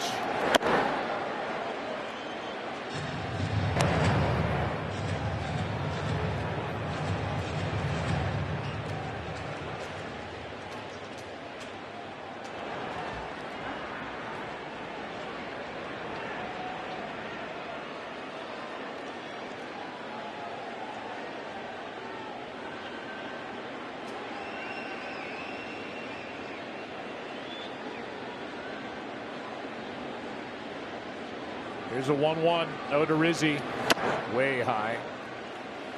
Well, I know we've done this before, but to keep the fans interested at home, Yeah. we're going to play the area code game. I feel like we did this before, and I feel like we did it in this park. I think we did. So 4-4-0 in the first 3 innings. And the uniqueness of the Red Sox, you can go from the second inning and do 4-0-1. So 4-4-0 is Cleveland. So they dialed up Cleveland in the first 3 innings. Okay. And This we'll is see. fascinating. Yeah, it's what you do when you're in the dugout. As many games as a pitcher is. And when a team's got it going. But do you just ask around? You don't have a phone in the No, dugout? right. You got to ask and see who knows. You rarely do. 401, what's that? I don't know, my thing's taking a while to. 2-2 pitches in the dirt. The internet just went out. But we can't do 401 until the inning's over. So you gotta wait for it to. There are rules of a game that doesn't exist. I'm told 401's Rhode Island. Rhode Island. Yeah. Providence. So about yeah, right. hey, it's New England. That's right. They did this in Tampa. They did a lot of area codes in Tampa when they won 16 to. That one's down the line. If it's fair, it's gone. It's foul. How about 9-1-1? What's that? That is right about now what Dusty's trying to figure out how to get through this game and not burn up too many pitchers. 3 balls, 2 strikes still on JD Martinez. This game obviously a long way from over, not putting it in the win column or the loss column for either team, but it reminds you of the old Jim Fregosi line. Sometimes you got to learn how to lose. Yeah. And that's what the Astros, they got to piece together the rest of this game and not rip up their pitching staff trying to finish off game 2. Another inning, another at bat. Yeah, he's been money. 9-0 Boston.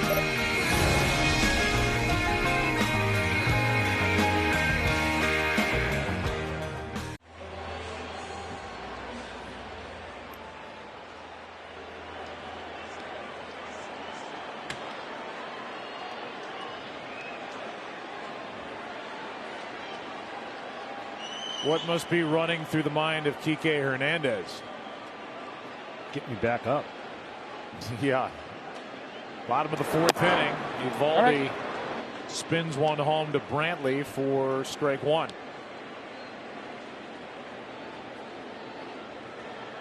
Michael bounced out his first time up. Bregman and Alvarez the next 2. Breaking ball is hit in the air to left center field. Back is Hernandez for the out.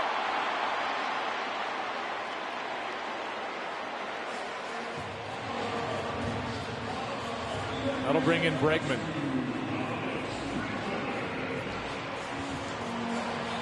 With the desire by Eovaldi to pretty much pitch anytime the Red Sox take the field, you wonder how deep into this game Eovaldi goes. The pitch count pretty good, 41 pitches through 3 1/3, comparatively speaking, and you know. The hard part really is for Alex Cora if they've got a big lead after 5. And because it's not an elimination game, you just know your recovery time moving for your next start, whenever that would be for him. It would help. If they got a double-digit lead, I would think it'd be hard-pressed to not take him out after 5 or 6. Yeah, and then maybe you bring him back earlier, or he's lurking down in the bullpen. I mean, there's just nothing off the table with Eovaldi.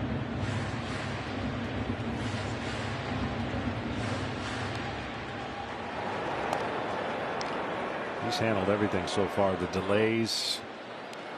You know, when you feel great like he does, and mechanically you're sound, nothing bothers you as much. But if you're off your game a little bit, all that interruptions and times will bother you a lot. And he's pounding in strikes, getting the first hitter out. You know, he's imposing his will. When the Astros are trying to just do whatever they can to kind of upset that tempo that he has going for him.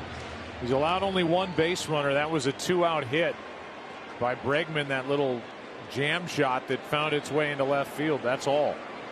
1 strikeout. As Eovaldi falls behind to the count here, 3-1.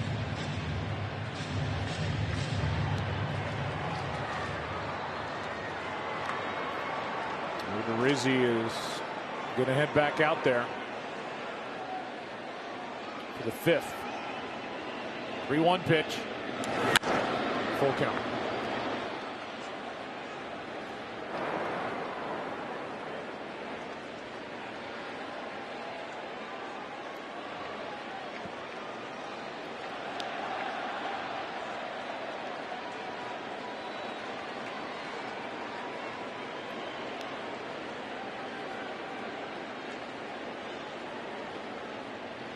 One out here in the inning. 3-2 pitch on its way, and a chopper up the middle to his right. Arroyo.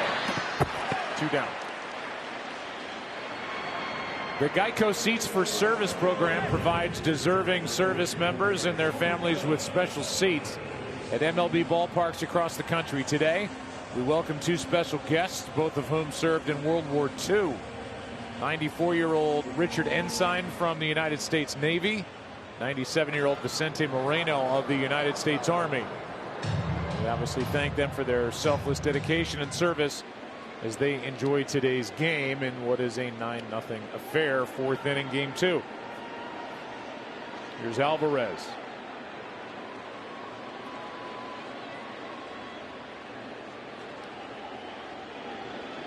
Eovaldi. Strike 1. All right. Well, waiting for the Red Sox in Boston is going to be one of the loudest crowds that you can imagine. They have been unbelievable this postseason, and if they can come home 1 game to 1 game knowing they may not have to go back, they'll be on their game and they will be loud. And 50 to 75% of the time they're going to be standing. They won't even sit. That will get underway on Monday. 1 ball, 1 strike. All right. 1 ball, 2 strikes on Jordan.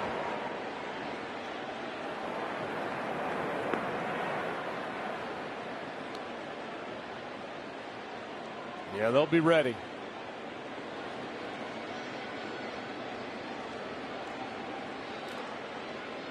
Base is empty behind Eovaldi.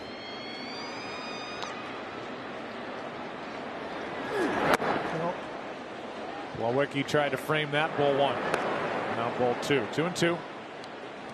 51 pitches for the Boston right-hander. And if the football game will fatigue him out a little bit. Cowboys and Patriots tomorrow. Here's a pitch inside. No.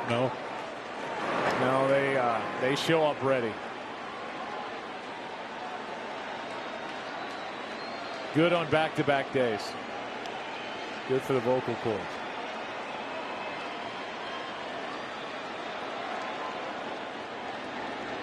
Full count again. 97 from the right-hander, fouled away.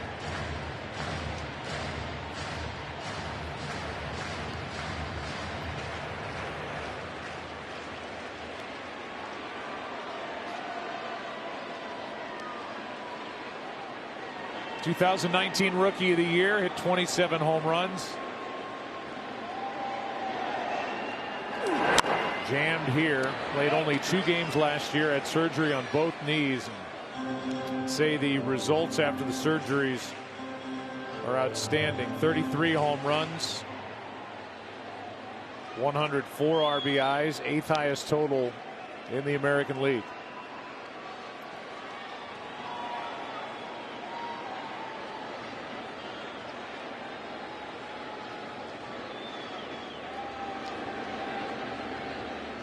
Another 3-2 and another foul ball.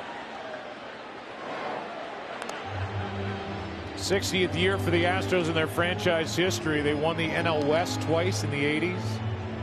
They were in the NL Central then 4 times in the 90s, 2001, and then AL West. Now they've won the division 4 times in the last 5 years. They've bounced around. 5th straight ALCS. That's a ball high and a 2-out walk. First walk that Eovaldi has handed out.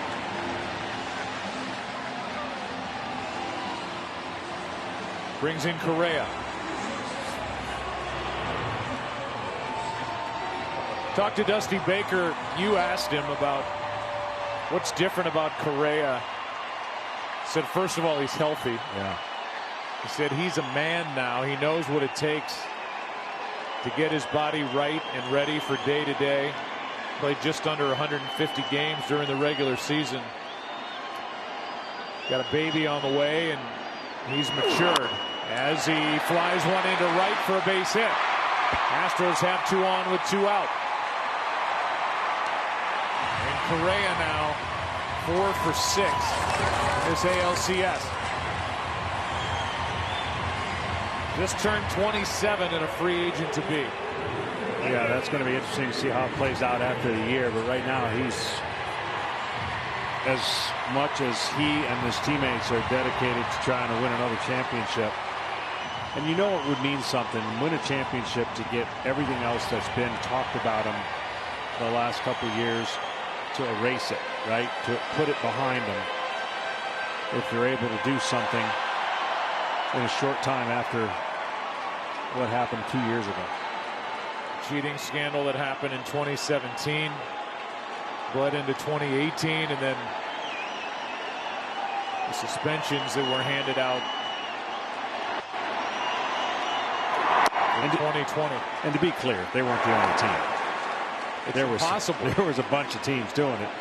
They were the one that became the most infamous, if you will, and the one pointed out. It's impossible with player movement, as prevalent as it is, to think that there's only one team doing it, 2 teams doing it. This one into left. It is off the wall. Off the bat of Kyle Tucker, and 1 run's going to score. It's a 9-1 game. Tucker gets his first hit of this ALCS. It's an RBI double. It gives these fans a reason to cheer. And that's what you have to do, because you know you're going to face more than likely Eovaldi again. You just want to put together good at-bats, make him work. And these last 3 were pretty good at-bats. A walk, a single, and now an opposite field double.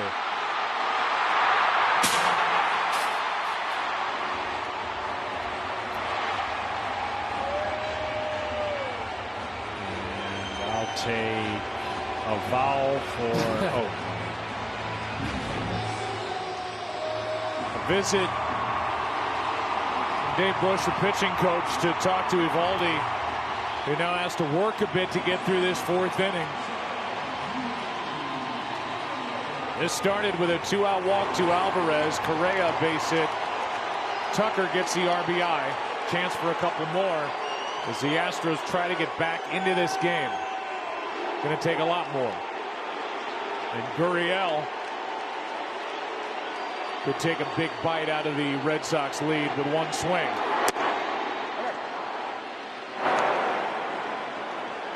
Two out runs. That's what the Astros did against the White Sox. Scored a lot of them. That's into right field. It is a fair ball.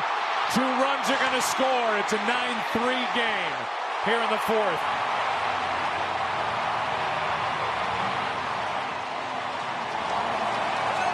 And Minute Maid Park is officially back alive. That's why that man won the batting title. Knows how to get hits. Pitch inside, doesn't try to pull it, goes the other way, uses the height of the baseball to get it in the air.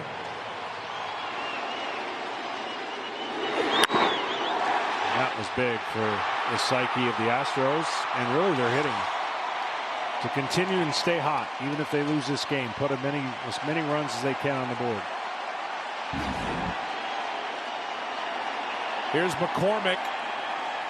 Struck out his first time, had 3 hits last night. Trying to keep the line moving. Fouled away, strike 1. And remember I said in the playoffs a walk seems like a rally? That's just an innocent 2-out walk. And now 3 runs have scored. If that would have been a base hit, you don't know if the same would have happened, maybe, but the feeling of walking a guy, especially with a big lead with 2 outs, just you'd rather give up a hit.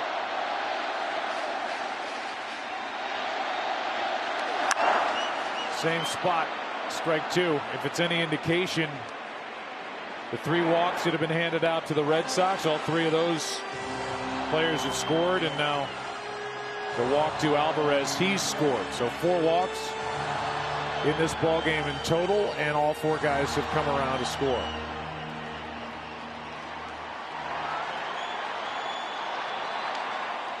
McCormick now backed up with 2 strikes, trying to keep it going. Big hole on the right side of the infield if he can get it over there. 0-2. Struck him out. Second strikeout, breaking ball, got him. But the Astros are on the board, and their fans are awake and making noise here in Houston. 9-3. Back after this from your local Fox station.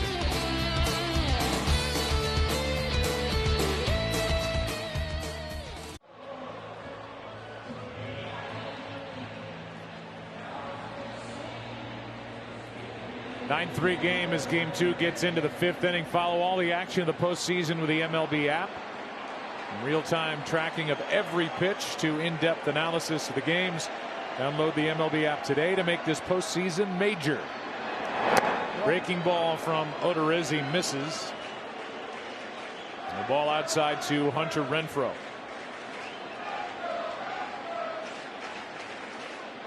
Renfroe has struck out twice. Plawecki and Arroyo the next 2. Bregman, 2 hops, 1 out.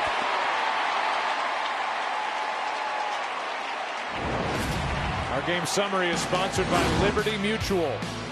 JD Martinez and Rafael Devers. First time a team in postseason history have had 2 guys hit grand slams in 1 game. Those are the 2 that did it. And then Kike Hernandez, 15 hits the last 5 games. Most in a 5-game span in postseason history, and I'll have a chance to add to that. There's Kike, who homered in the 4th. It's a little high for ball 1 to Plawecki. It's been an amazing 2 offenses that I'm trying to remember. Has anyone broke their bat? Like normally you get sawed off, you get pitched in, somebody's breaking their bat. I mean, Kike hasn't broke his bat. He's squared everything up. But sooner or later, somebody's going to have to get busted in on the plate and a bat be broken.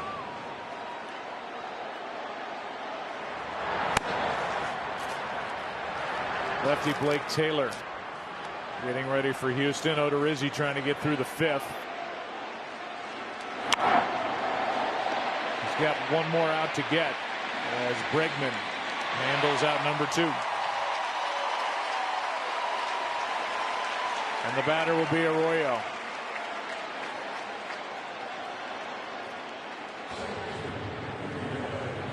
Christian 1 for 2 with a single to run scored.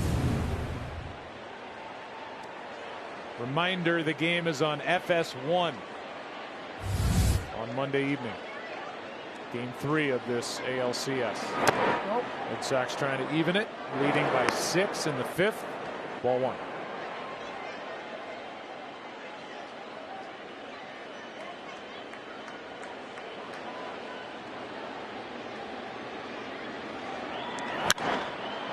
Got under it a bit.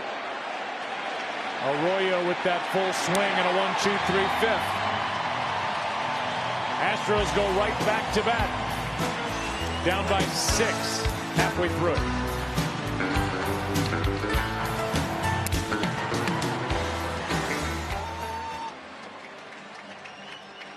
Now that's a shot. That was great. Fire up the car.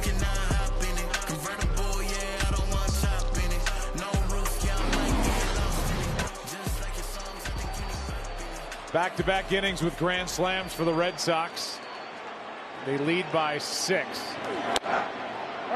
Eovaldi fires a strike to Martin Maldonado, the number 9 hitter. Back to the top, Altuve and Brantley. Astros got on the board last inning, trying to make Eovaldi work. Good pitch there, tight breaking ball, strike 2. Yeah, woke him up a little bit, you know, a little crack to the armor, and then you're going to come out here and try to be as aggressive as you can to not grant them any more life if you're Eovaldi. 3 good pitches and a strikeout, 3rd of the ball game for Nathan.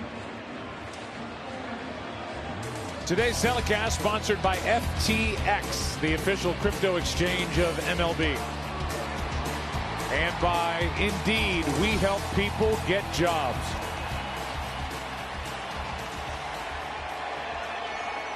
Here's Altuve coming up 0 for 2.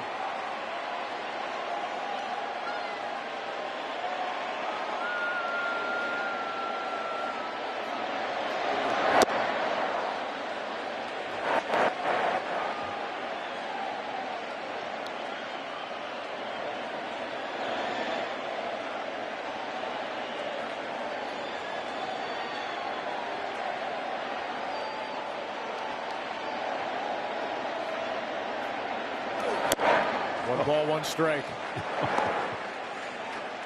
He chucked that one.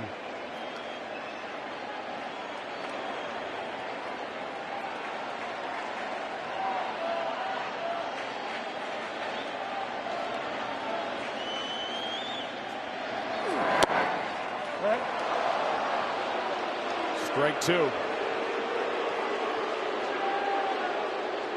This crowd is amazing. Still into this game, and we want a little more life here in the middle innings to feel good about having at least a chance here late. 1-2 pitch.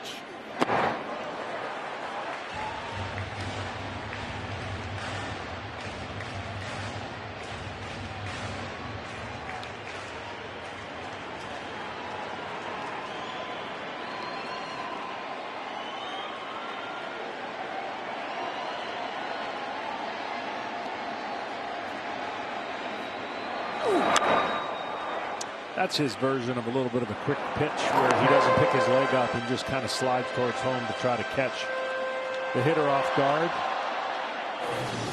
There's no hesitation here. He's just going to kind of go there, and he'll do that every once in a while just to mess up the timing of the hitter.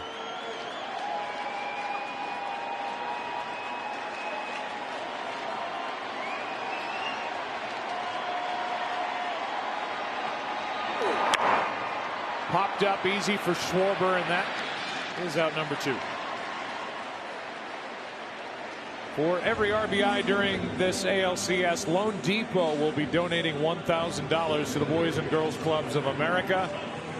That's on top of the over $500,000 they've already donated this year. There should be plenty of those. Martinez with 4 RBIs. JD with 1 swing of the bat. Devers the same. Kike Hernandez with 3 RBIs with his 3 solo home runs in this series so far. The RBIs for Houston: Kyle Tucker, and 2 for Gurriel.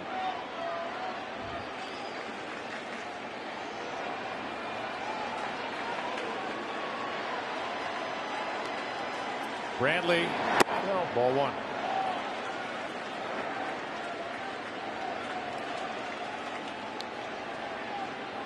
Trying to extend his hitting streak, and now time called as they're going to check on Eovaldi. And he's not telling anybody to go back to the dugout.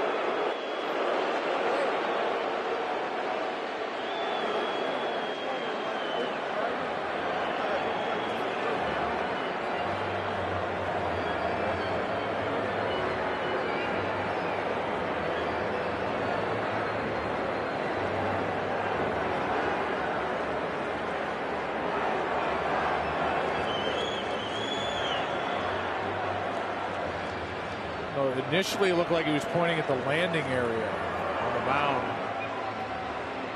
where the left foot comes down. I don't know if it's a side issue or something was weird when he landed. Yeah, sometimes when you land shorter where you want or just land differently, you can cramp up or tweak something in your lower back.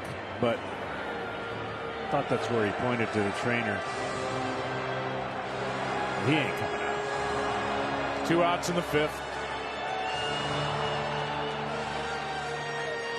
8 games with Boston coming in. He had made 4 starts. We saw that left-hander Josh Taylor last night. Record of 3-1, ERA under 2 for Eovaldi. Here's his 1-0 now. In for a strike, a ball and a strike on Michael Brantley.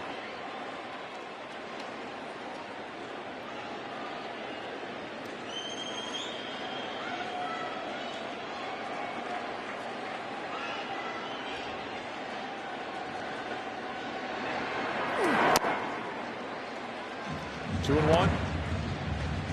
He's definitely thrown all 5 pitches tonight, even with the big lead. That's the cutter there. He's thrown the splitter, the curveball, fastball, and slider. All with maximum effort. And a grunt. Right into the heart of the defense.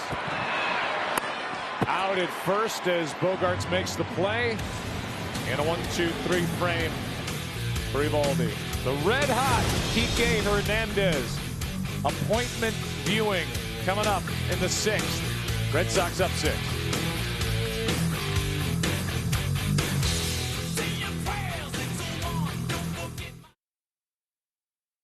Taco Bell.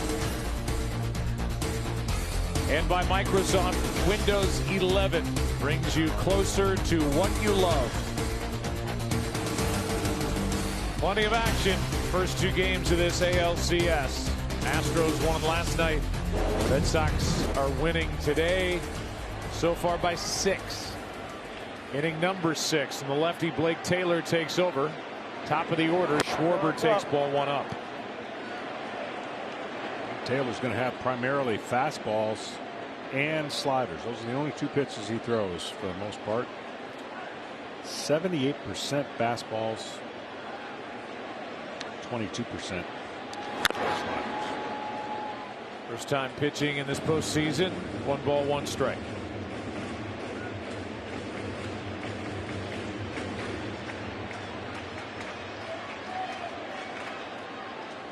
Lefties hit just 123 against him.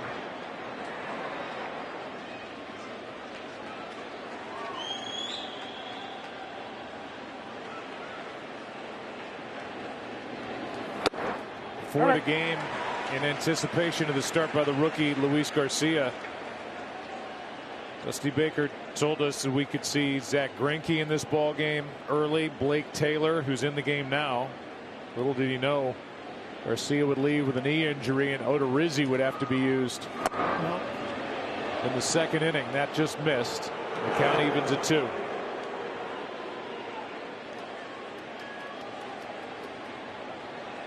Right knee discomfort for Luis Garcia. Odorizzi went 4, allowed 4 runs on 7 hits. 5 strikeouts, no walks. There's strike 3, and Schwarber goes down looking. 1 away. StatCast is powered by Google Cloud. Here comes Kike. And there's the home run he hit in the 4th. It left it over 100 miles per hour and traveled 395 feet.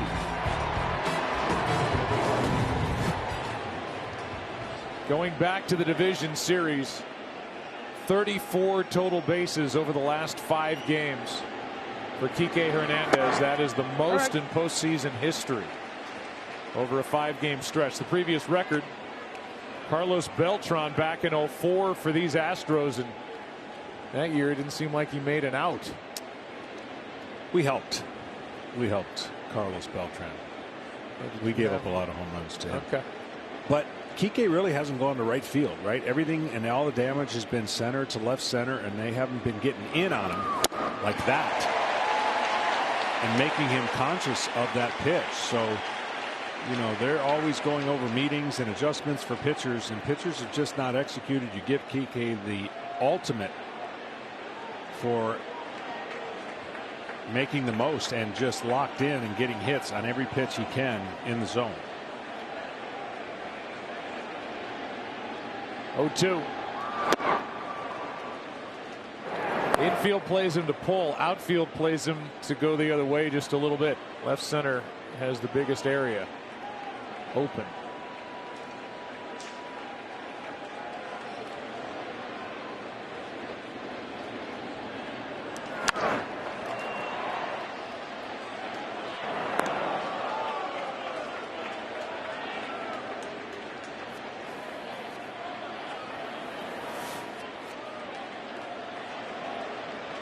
I'm going back inside. I found the battery here of the Astros.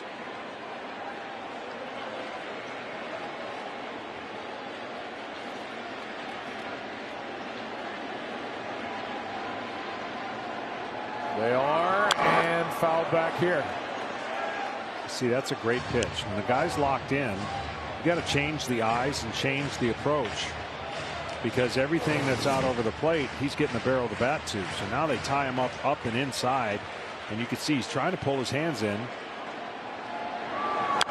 but difficult to do.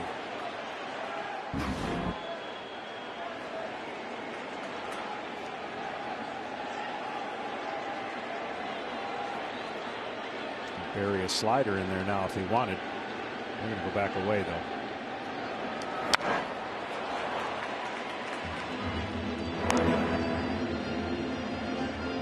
See, I'm a big fan of the last pitch recognition to a hitter. That's what he remembers.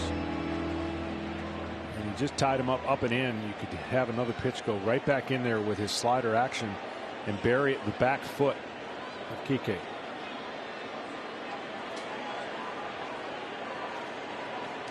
Back away. 1-2 pitch. Got him looking. Took a perfect pitch to Payne on the outside corner. Throw that ball out of play. Payne.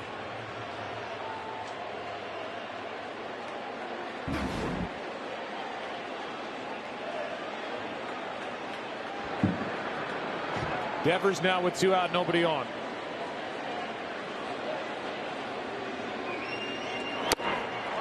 Tried to hold up, could not. I don't think I've ever seen anybody look worse on swings and misses and look better with contact. He hit a grand slam right down the right field line his first time up. Second time up after walking in the first. Yeah, and again, that's why, you know, in the second inning, if they could have a redo on pitch selections after it was 0-2, they could have stayed up there for 3 more pitches and not done anything. He's showing you why, and it's sometimes painful to even watch him try to swing at it. And then he hits a 2-hopper to Correa. And a 1-2-3 inning. Good work by Blake Taylor. Back on offense go the Astros. 6-3 game.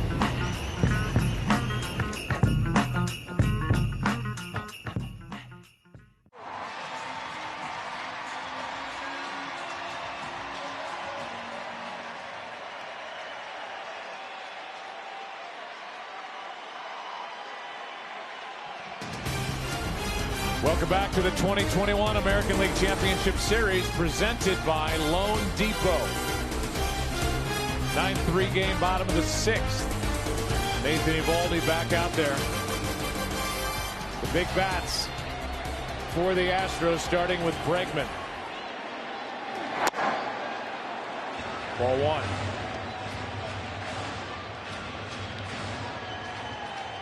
Bregman, one of the 4 hits for the Astros here in game 2.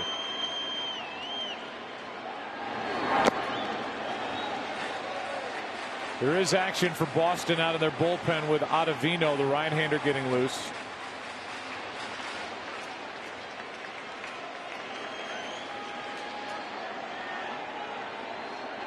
.20 fastball on its way and popped up right side. Schwarber. 1 down. All right, if you're trying to hit Nathan Eovaldi, good luck, right? Here's the release point. Fastball comes at you at 99 to 100 miles an hour. And if that ain't enough, you throw a cutter off that fastball. But the splitter is what's the devastating pitch. It breaks so much down the slider and then the curveball. So 5 pitches coming at you. Good luck trying to decipher which one they are. And they move in directions that really make Nathan Eovaldi a rare commodity of starting pitchers who throw 5 different pitches, and at least every one of them about 10% on minimum. And he has hit 100 with the velocity in this game. Alvarez gets a base hit through the right side.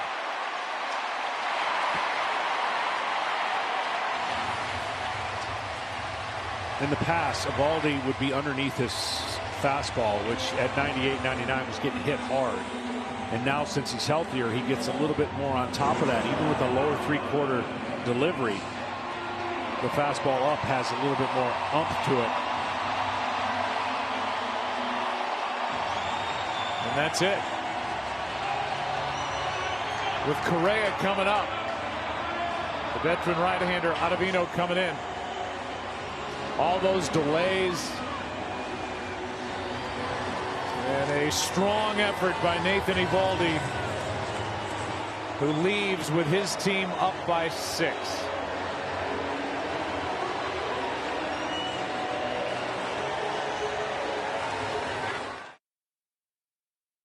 Fox Bet Sportsbook odds for Carlos to hit a home run listed at 6-1. Singled and fouled out in this game.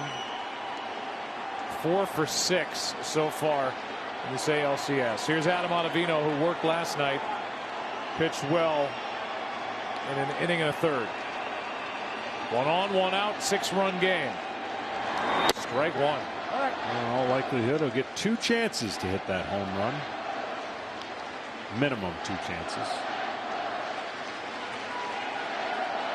This crowd is still in it. And Correa could really bring him back.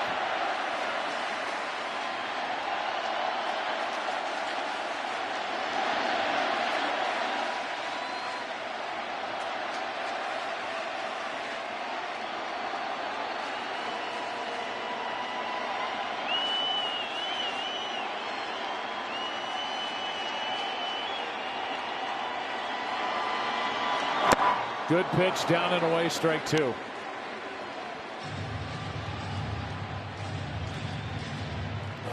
Ottavino, when he was right, this is what happens. He creates a tilt on this slider. Shoot, he built a pitching lab to develop that kind of pitch and tilt to what looks good. The numbers, spin, all the different technical terms. He was trying to recreate a pitch. So far in the playoffs through the American League this season, only 7 times has a starting pitcher gone 5 or more innings pitched. Just 7 times, and that man has done it 3 of the 7 times, all 3 of his starts. Tonight, 5 1/3, 5 hits, a walk, 3 strikeouts. Allowed 3 runs, responsible for the man on. Foul.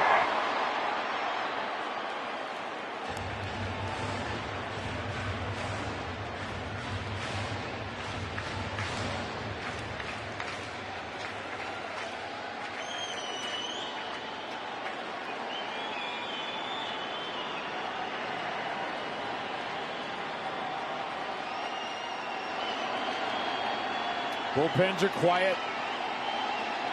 Fans are not.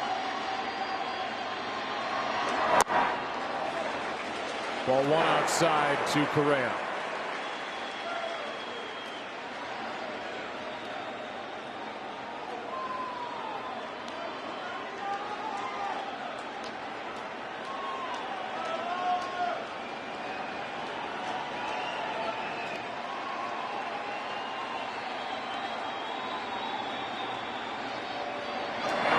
Good pitch by Ottavino and a strikeout of Correa, 2 down. Stayed in the strike zone a long time, and that's what Correa was trying to hang in there and at least foul it off. But you see the great break.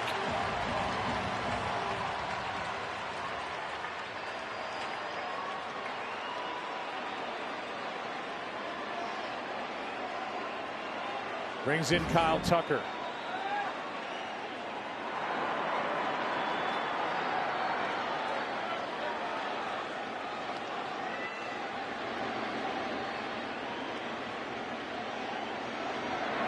These middle innings and these managerial decisions as to when to go to the bullpen, who to bring in. There are numbers that support the decision, but there's also touch and feel involved. And well, what you don't want for Alex Cora and what he's trying to do is just squelch any kind of rally, right? Any kind of sense that they're in it come 7th inning, 8th inning. No, it's out. Cora felt that it was time to go get his starter Eovaldi after the base hit by Alvarez. Ottavino struck out Correa and has fallen behind Tucker 2-0.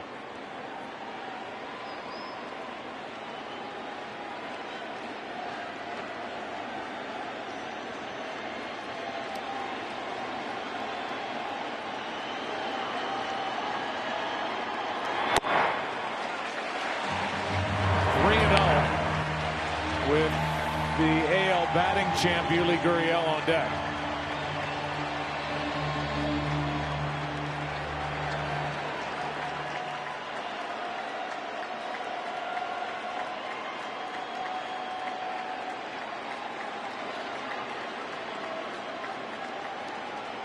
Down by 6 with a count 3-0. Expect Tucker to take, and he does. 3-1.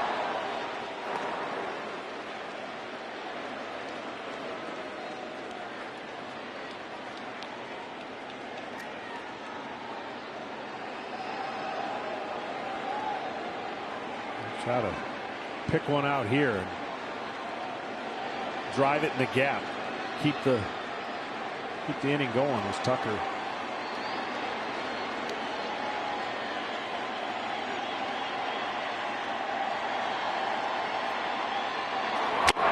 Late swing and a miss as Ottavino has been consistently hitting 93 with a fastball. Now it's a full count.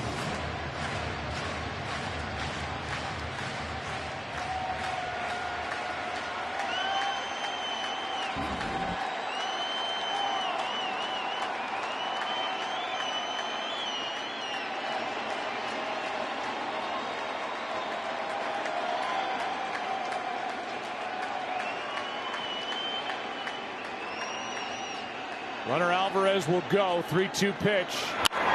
Little floater into center, base hit. Alvarez will go to third. First and third, 2 out.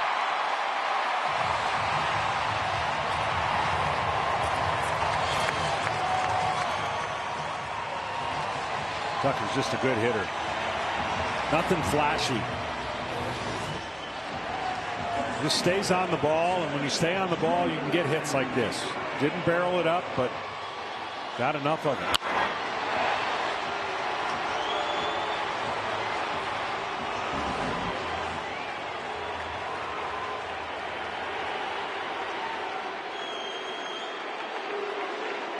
Talked about, John, the Astros and what they do with 2 outs.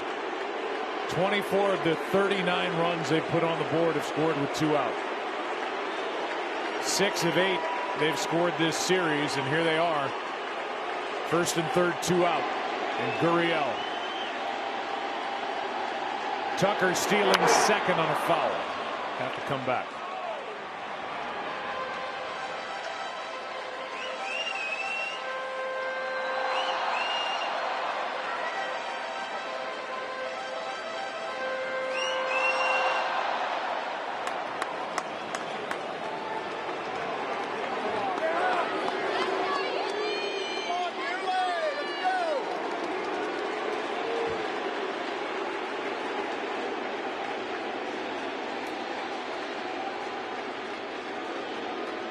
There goes Tucker again.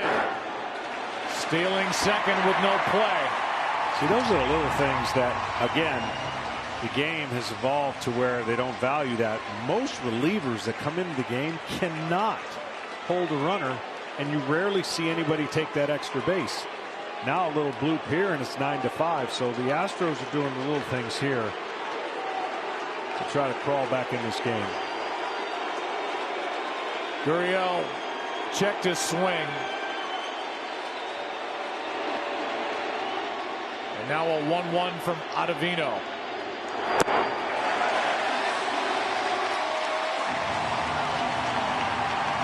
Now there's action again for the Red Sox in their bullpen. They're moving around down there. Nobody throwing at the moment. Same story in the Astro pen.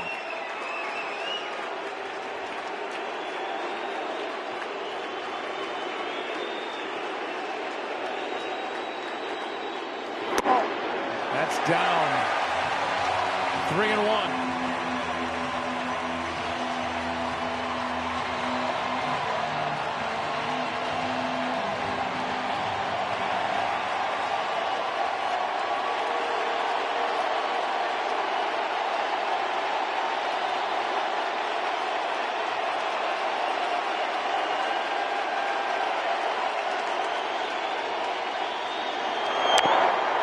Full count.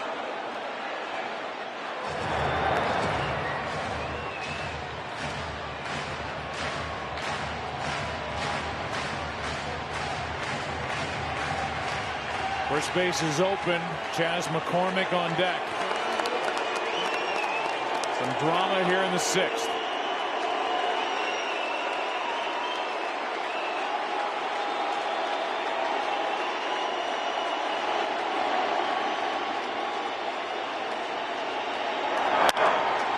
Left side, Devers.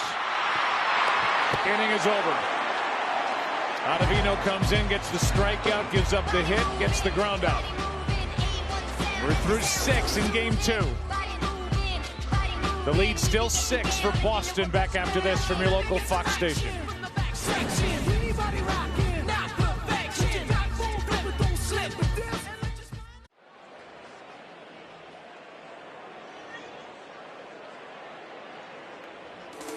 Need a 7th inning stretch? Hey Siri, tell me more about Apple Fitness Plus. Why are they asking the Astros player? Siri? Yeah, they have a Jose Siri. That was not. That Siri, John, is a thing with Apple, your phone. Sorry.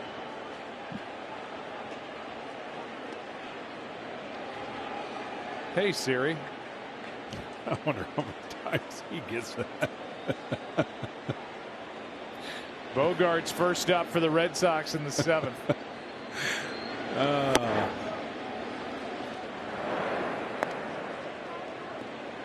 Xander got his first hit of this series last time up in the 4th, 1 for 3 in this ball game. Has not been in on the fun.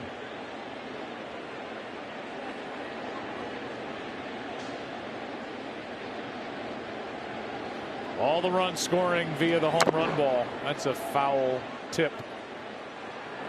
2-1. 2 grand slams and a solo shot. JD Martinez, Rafael Devers, and Kike Hernandez in the 1st, 2nd, and 4th. Astros got 3 in their 4th.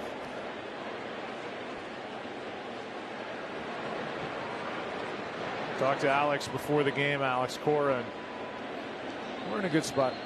That's all he said. We're in a good spot. They were down, as you talked about, in the division series. Got down in that 2nd game, came roaring back. They lost last night.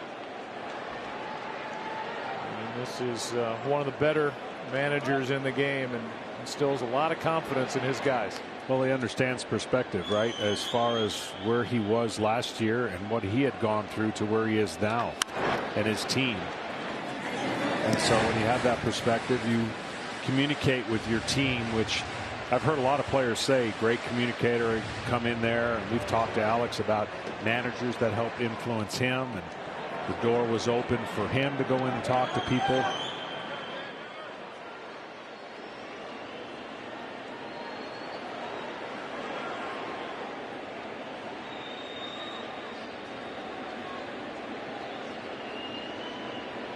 Three-two pitch. A strikeout starts the 7th. Give you a little timeline for Alex Cora. Had a good big league career. 2017 was the bench coach for the world champion Astros. Then they end up hiring him with Boston. They win the World Series his first year. Gets suspended because of the sign stealing and the scandal that happened in 2017, 2018. The players got immunity. Alex Cora, Carlos Beltran. Beltran had just been hired by the Mets. He lost his job. A.J. Hinch lost his job. Jeff Luhnow. Here's a nice catch by McCormick in center on a ball that was scorched by Verdugo. 2 out. I think all the quotes that Alex Cora has put out there, just meeting it head on, there's no denying that it happened. And he said, you know, I live with it every day. And now as this series is about to shift back to Fenway Park, or to Fenway Park, you know, the Fenway faithful are going to let these Astros players hear it. And he said, you know, when my home crowd, the Red Sox fans, are booing the Astros players, it's a different feel for him because he was part of the Astros when that was going on. So in essence, they're kind of booing him. Yeah, and again, I could feel what his perspective and appreciation for getting that second chance. Wow. Right back over the head of Blake Taylor, and J.D. Martinez his second hit. And thank goodness Taylor's okay. But this team kind of embodies the way that Alex manages. You see him just get out of the way. Always a scary feeling for a pitcher. I can tell you this, a pitcher never lets go of a ball thinking about this, but then when it happens, can't help but think about it. Dusty Baker out to take the ball from Blake Taylor, who pitched very well, an inning and 2/3, just that one hit. Right-hander Yimi Garcia coming in here in the top of the 7th in a 9-3 game.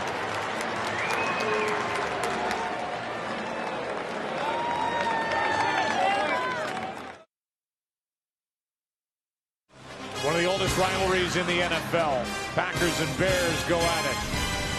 The other matchups for you regionally tomorrow, including the Cardinals and the Browns later in the day. That's a good matchup, good game. Check local listings for the game in your area only on Fox and the Fox Sports app. I'm calling it, Joe. Yeah. I feel it. First win of the Lions tomorrow. Who do they have? Cincinnati. First win. Okay. I'm calling it right now. Boy, they've been close. They've been close.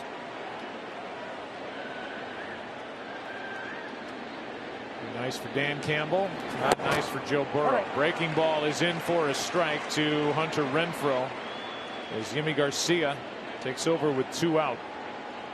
Pitched last night. Struck out the only man he faced.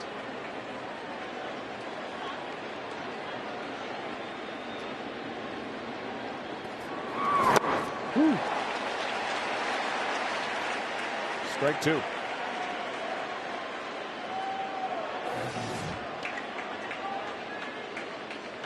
Nasty movement. Yimi last night struck out Arroyo to end the 3rd inning, stranding runners at 2nd and 3rd. Dusty Baker said that might have been the biggest out of the night. And he comes in with 3 pitches in game 2, strikes out the hitter he faces. This time it's Renfroe. Time to stretch. Game 2, all Boston.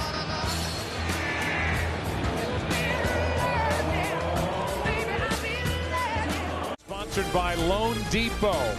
Home means everything. here at home, the Astros fans looking for something to get excited about again. Got excited in the fourth, got excited last inning. But Adam Ottavino got out of it. Here's Garrett Whitlock. What a story he is. Fires a strike into Chas McCormick. He's been nasty since coming up with the Red Sox, of course, once property of the Yankees. Calm, cool, collected, and nasty stuff. Pitching deep into the game.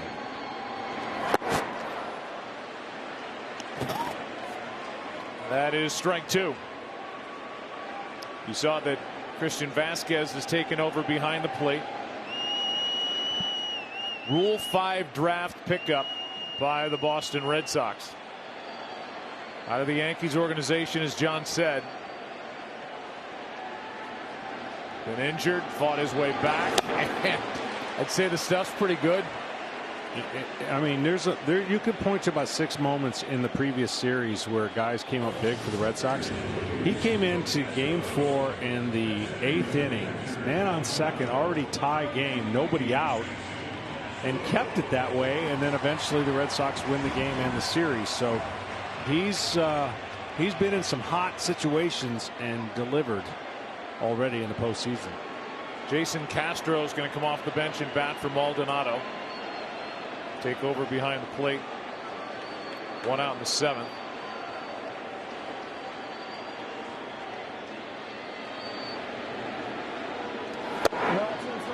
That fastball just jumps. 96, but it stayed inside.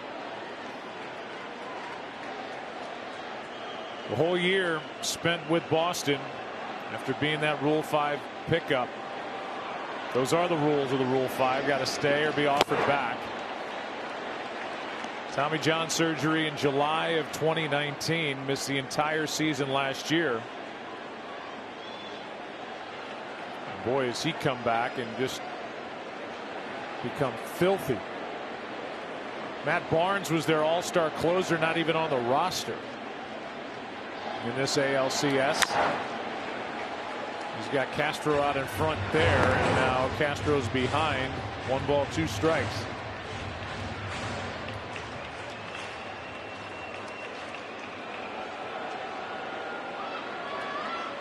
So the ERA, second lowest among rookie relievers, under 2 at 1.96.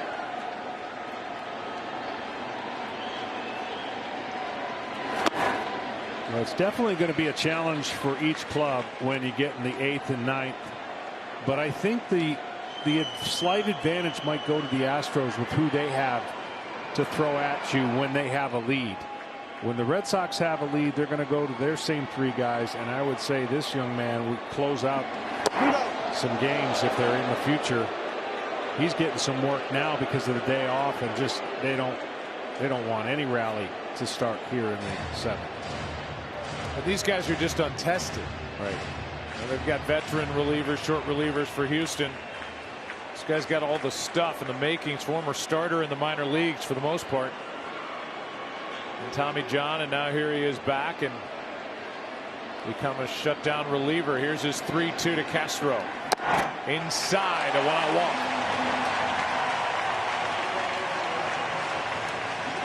Back to the top of the order. And now a quick word from Evan Williams Bourbon. Reach for a fan favorite. Evan Williams 1783 small batch. When bourbon's done right, people notice. Here comes Altuve with his team down by 6 in the 7th.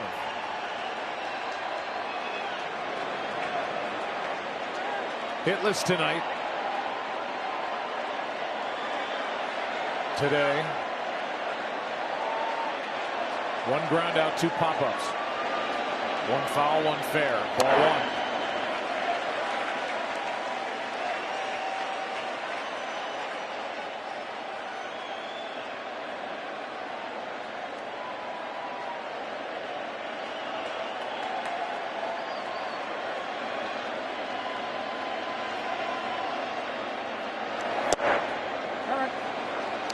And on the flip side, where it's a little bit different in today's game, you know, if you're the Astros, you get a sneak peek early on seeing him in this game, and you're going to see him in other games. And the more you can see a reliever, obviously the hitters start getting an advantage. But at the same time, Alex Cora wants to get him in early to get his feet wet in the ALCS so that no surprises when he is pitching an 8th and a 9th inning, closing it out.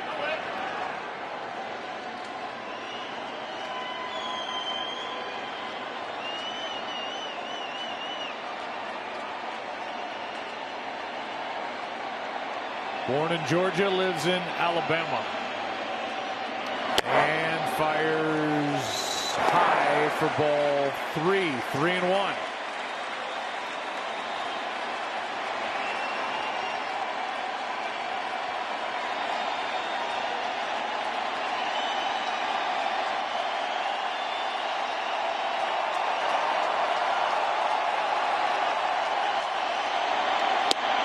Strike 2.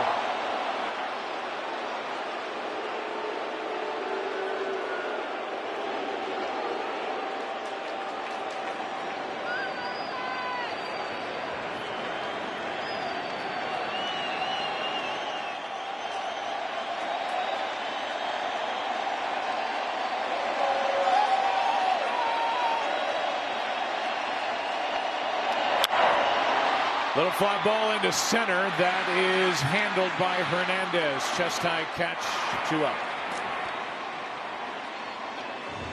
Whitlock bounces back from a 3-1 count.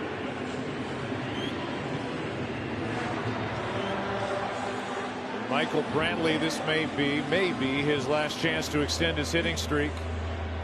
16 straight in the postseason, 0 for 3 today.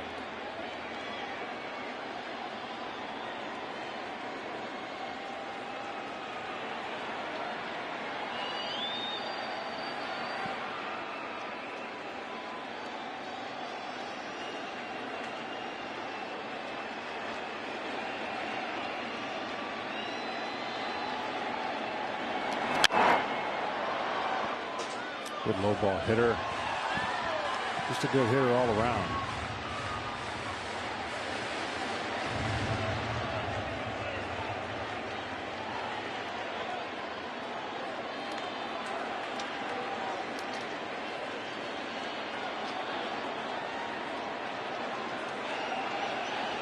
A 1 pitch from Whitlock. No, it's out. Batting .310 since 2019, so that's a model of consistency. That's 4th best in all of baseball. And the amazing thing to me is he's only missed 7% of the swings in the strike zone. So that tells you his awareness of the strike zone and his bat command and control. With all the stuff and dynamic pitching that we see, that's a pretty impressive stat. This one to the right side, tough play. Arroyo got it. What a play by Christian Arroyo to end the inning.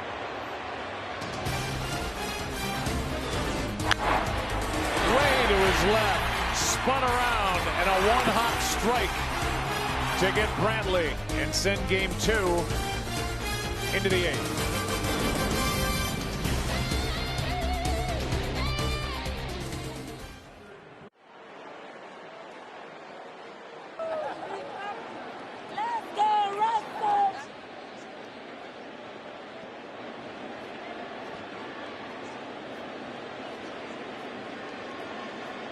Christian Vasquez, who took over behind the plate, leads off against Garcia and takes a strike. 8th inning, 9-3 Boston, led 9-0 after 3.5. Astros got on the board, but too much pitching so far from Eovaldi, Ottavino, and now Whitlock.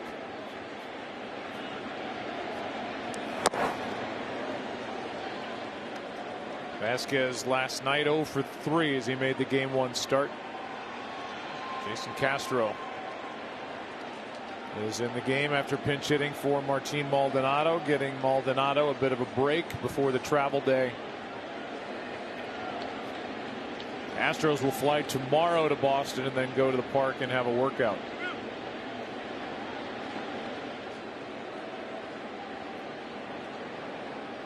Red Sox take off tonight, go home. 1-1 pitch is upstairs for ball 2.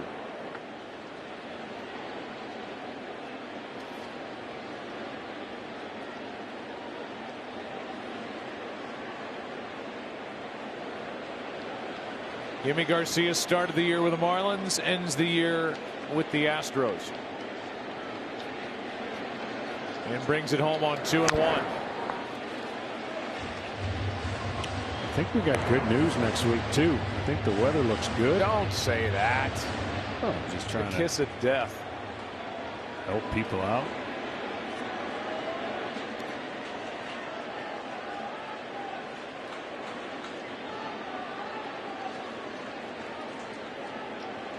Looking it up on your contraption over there? I'm looking it up because it's usually I'm looking up golf weather. Exactly. You're looking at the only weather you're going to give is what's over Brookline. Yeah, it looks clear. Looks clear for Monday, Tuesday, and Wednesday. A little cool. So, any wind for you to deal with on the first hole? It's not on the app. It just tells me the percentage of rain and whether I got to wear my rain gear or not. He's amazing, folks. Doesn't matter if he's starting, closing, broadcasting. Strike 3 called on Vasquez. If the day doesn't start with golf for John and end with some Starbucks drink with caffeine in it, he's not happy. Get your game on at MLBshop.com. Authentic on-field caps, tees, hoodies, and more. Get all your postseason gear and wear what the champs wear at the official source, MLBshop.com. 1 out in the 8th. Here's Arroyo. What a good play Christian Arroyo made to his left to end the 7th inning a moment ago. Sure was, and probably ended the hitting streak of Brantley. Brantley's been dealing with that sore knee. You know, my favorite question was when I became the closer. It was like, oh, well, there goes your golf. I said, on the contrary. Not so fast. I said, in starting pitching, I can't play golf one day a week because I can't play golf the day I pitch. As a closer, you never know when you're going to pitch. And my answer was, if you can't get 3 outs at 10 o'clock at night after a nice stroll of golf in the morning, what good are you? Exactly. 1-1 pitch is grounded to the right side. Altuve stays down on it. 2 out. First guy I asked, so was my manager, because I knew that. I said, hey, Bobby, if you got a problem with it, I won't do it. He goes, no, I know you'll be good about it. Well, upper management wasn't happy about it. I was going to say, fair to say the rest of the organization was that amenable to that. But luckily, after that first year and 55 saves, they didn't really say much after that. So here's Schwarber with 2 out, nobody on. Kyle 1 for 4. He struck out his last 3 times against 3 different pitchers. Now facing Garcia.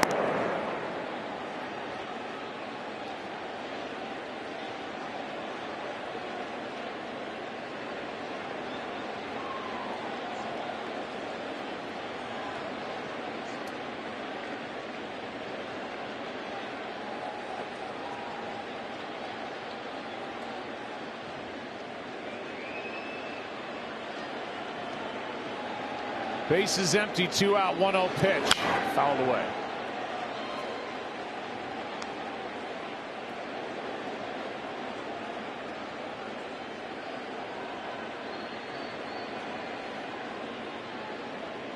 Aikman texted me that he's watching this game, and now I know why, because the UCLA Bruins are on Fox next. Playing Washington. I've been there. Hoping Tillman on the call. Hoping the game ends so I can watch what I want to watch, right? In fairness, it was back in the first inning, so he's really settling in for the Bruins. 2 balls and a strike on Schwarber. And I have to say publicly that your Michigan State Spartans beat my Indiana Hoosiers today in Bloomington. That was a tight game.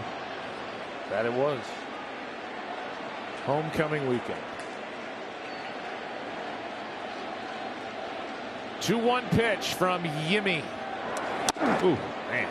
I tell you what, he has a nasty angle, and velocity just explodes out of his hand with a really good break to his secondary stuff. If he commands it, it's tough.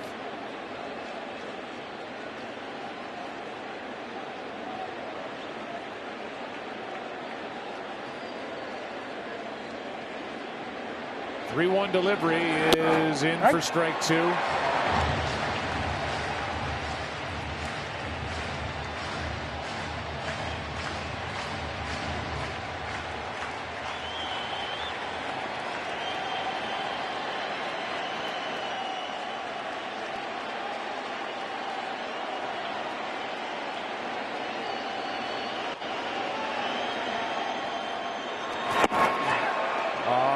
Check swing and a walk. That'll bring in the hottest hitter on the planet, Kike Hernandez. And we are just guessing that this is what the ball looks like. No doubt. I mean, no doubt. It is huge. I mean, there are guys up there looking at golf balls, and they can't hit that, and he's hitting a beach ball. Bobby Dahlbeck comes off the bench and will make his first ALCS appearance as he does the running for Schwarber.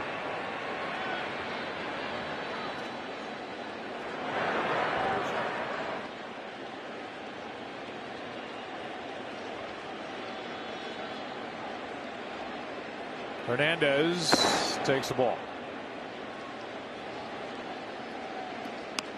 Haven't seen any action for Boston in their bullpen. So it looks like Garrett Whitlock is going to head back out there. That bullpen can get hot, by the way. Little cage down there. The home side's open. One pitch is swung on and missed. Throw down and Dahlbeck gets back. You're insinuating, John. Yes. You pitched as a visiting pitcher in this ballpark. That bullpen, where the visitors are, can get toasty back behind that screen in left center field. It can. See, there's information you're not going to get anywhere else. They look comfortable. The guys are wearing sweatshirts. Well, this time of the year, I mean, in the summer, I'm talking July, when it's steamy. It's not exactly chilly outside right now in Houston. Popped up foul right side, out of play, and that's strike 2. I mean, it's a 74-degree day, so it's been hotter. Way hotter yesterday. You were right. Cold front. Yeah, cold front came through last night around 8. It affected your ball flight. Yeah. This morning.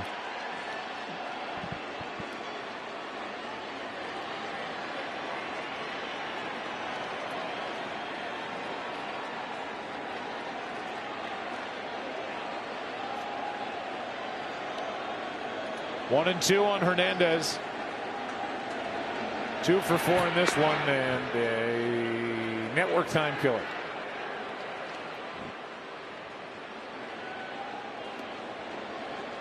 That was just a nervous throw over. 9-3.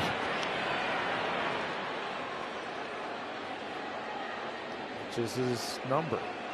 9-3. And the 1-2 from 93 is, it caught him. Got him on the arm, I think.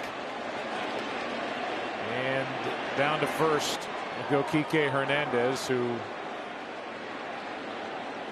I guess is fine. Let's see where it got him. Right elbow.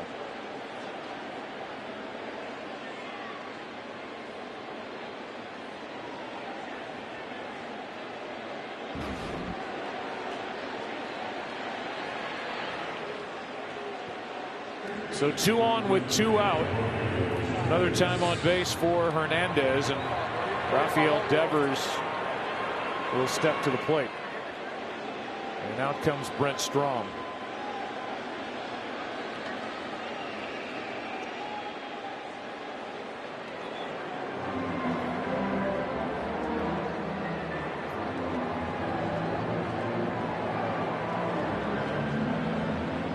How many more visits do they get?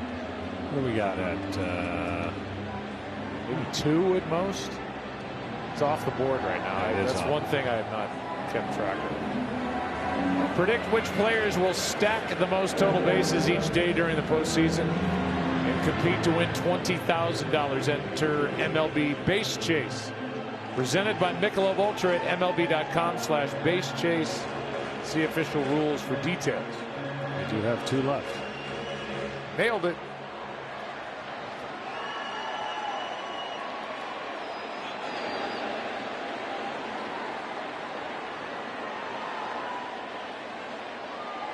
Devers with a walk, a run scored, a grand slam.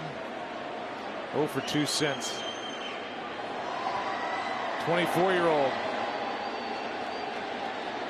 waits and down on a knee. And let's go with the bat. In this game, if Alex Cora was really worried about the forearm of Devers, I don't know if he'd be at the plate right now. Well, the thing that amazes me is at some point, I know it's commonplace, right? It's just natural habit to let the bat go. I mean, let the bat fly through the zone, but the more he does this, you can't imagine it's going to feel or do any better. So cutting his swing down. I mean, when we asked him, talking about Cora, about the right forearm of Devers, and I said, how concerned are you? He kind of went, I'm not.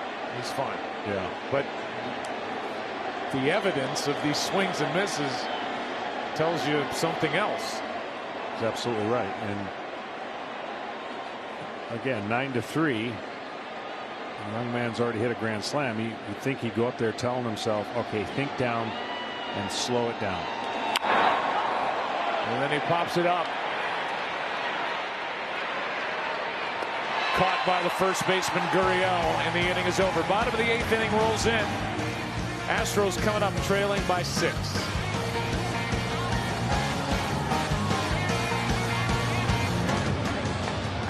His telecast is sponsored by T-Mobile, the leader in 5G. Garrett Whitlock back for another inning. Bottom of the 8th. Bregman, who is 1 for 3 tonight. That was all against Eovaldi, in line for the win. Takes the ball high. For a guy coming back from Tommy John surgery after missing all of last year, as Dahlbeck stays in the game at first after pinch running for Schwarber. Whitlock with his 4-seam fastball. Opponents hitting .061 against it. Lowest across baseball. That's regular and postseason combined. It's amazing because it has kind of an upshoot towards it. Like he gets underneath it and it has lateral movement, but it's getting on the hitter. So that movement and that late life is beating the barrel of the bat. And of course, he's got a pretty good slider.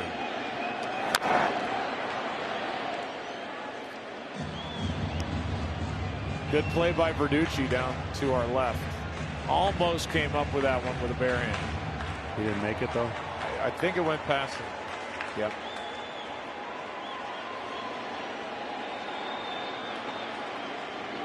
One, two, and a strikeout starts the 8th.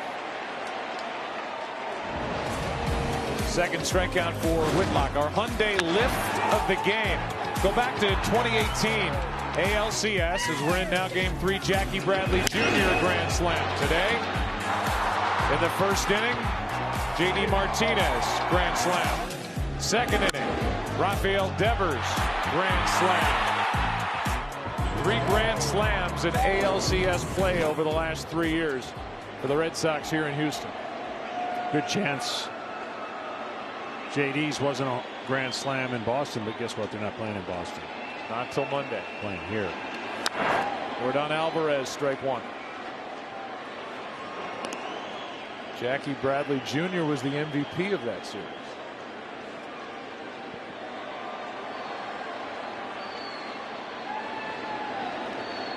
Now with Milwaukee.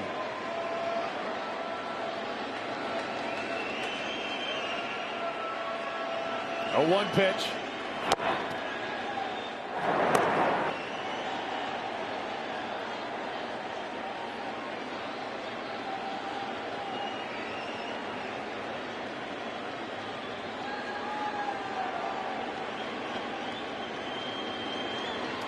Inside. So unprotected by the Yankees, selected by the Red Sox. And electric stuff.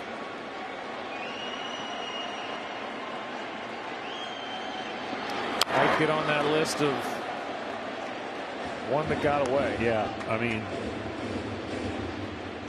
Yankees bullpen at the time, I'm sure, was pretty loaded, but this young man has been perfect timing for the Red Sox. And their bullpen stability down the stretch has been pretty darn good. With the exception of Barnes. 2-2.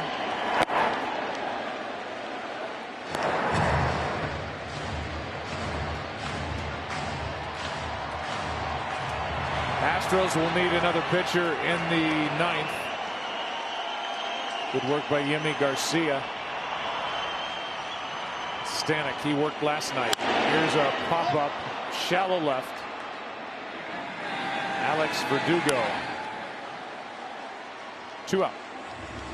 Now a quick word from Lone Depot. The home smells like citrus. Our home smells a lot like fresh cut flowers. It's just that feeling of coming in and you're like, I'm home. Our booth smells like jumbo apricots. Yeah. Thanks to John. 2 out, nobody on for Carlos Correa.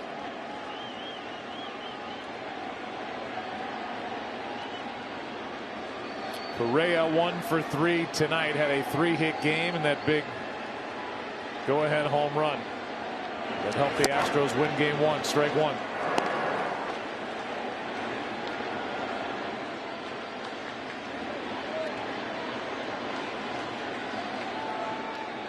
Just 25 years old is Whitlock, and certainly not in awe on the big stage in October. Strike 2.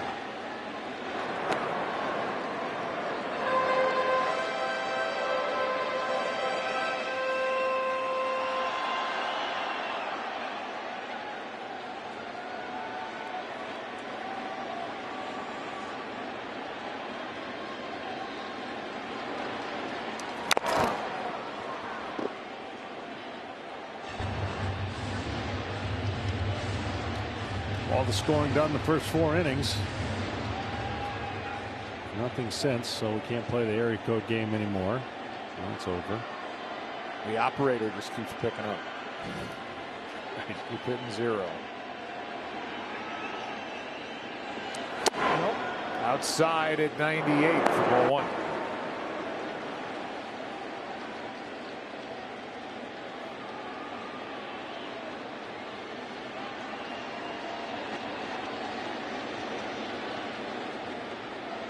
Big right-hander brings it home, and a chopper to short, tough play. Bogarts, wow. One shortstop takes care of the other. Xander Bogaerts, what a play, what an arm. Let's go to the 9th inning of game 2 with Boston up by 6.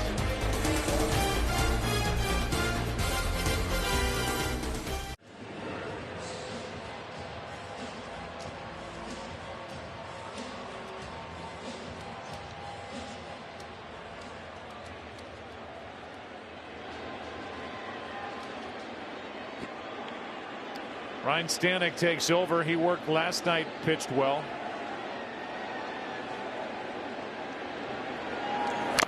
Foul back to the screen by Bogaerts, and we're underway in the 9th inning, a 9-3 ball game. Stanek, 4 games this postseason, good numbers. Bogaerts, Verdugo, JD Martinez. Dodgers and Braves are about to get going. Game 1 on TBS. College football coming up here on Fox. Is that the UCLA game? I believe that's UCLA Washington. Here's the baseball. Tonight, game 1 on the National League side. Tomorrow evening, game 2 on TBS. Then we're back at it on FS1 on Monday evening on the air at 7 Eastern from Fenway.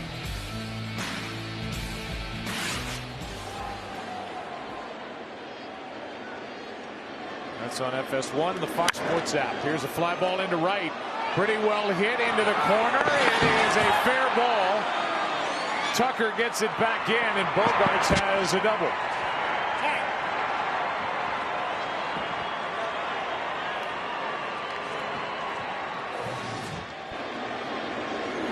You see how far Tucker had to come to get this ball. Just kept fading away from him. An unbelievable effort. And then he pops up after sliding and gets the ball into second base relatively quick.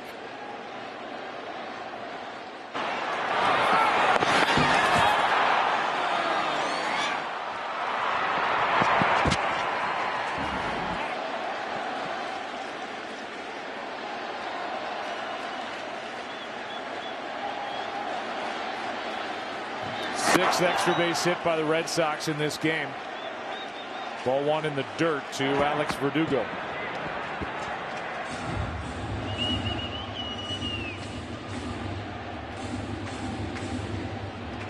Verdugo hit one a ton his last time up that was corralled by McCormick in center.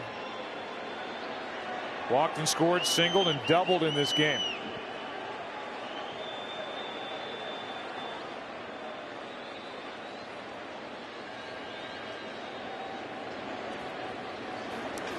Hard hit, one hop, Gurriel to the bag with Bogaerts over to third, one out.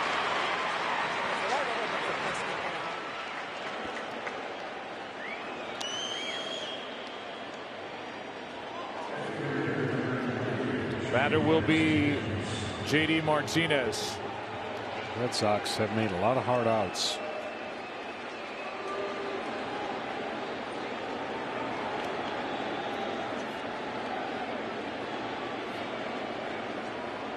The Red Sox have not named their Game 3 starter. The Astros have. It's Jose Urquidy.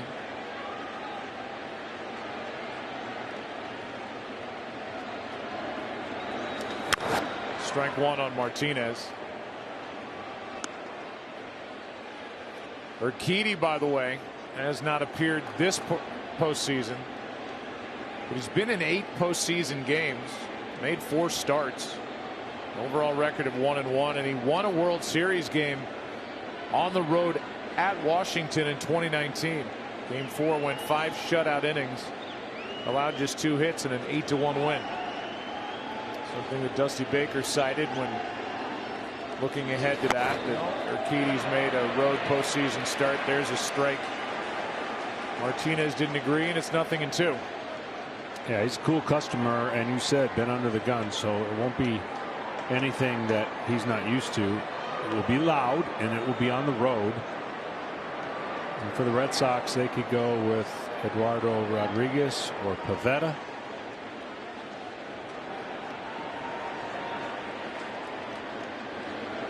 Oh, 2.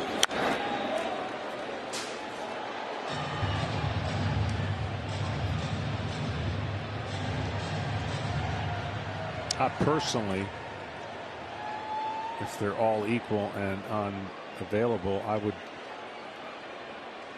go with, I mean, you typically say you want your third starter to be your Game 7 starter if it works that way.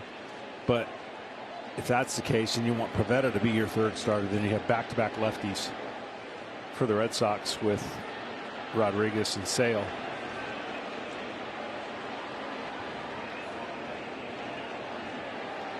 There's Chris, who navigated 2 2/3 innings last night. That's a ball down and away to Martinez.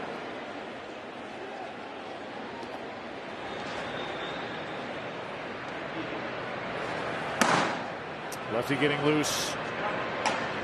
Darwin's in Hernandez, and we will see him, it appears, in the bottom of this 9th inning when Tucker, Gurriel, and McCormick are the hitters. 1-2 to Martinez is ball 2. 2-2. Nasty splitter.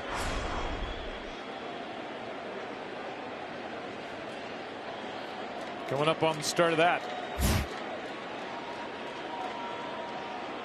Talked about the hard hit outs by the Red Sox in this game. They've had 5 such outs at 95 plus exit velocity. They've had 3 balls leave the yard. From 0-2 to 3-2 from Stanek.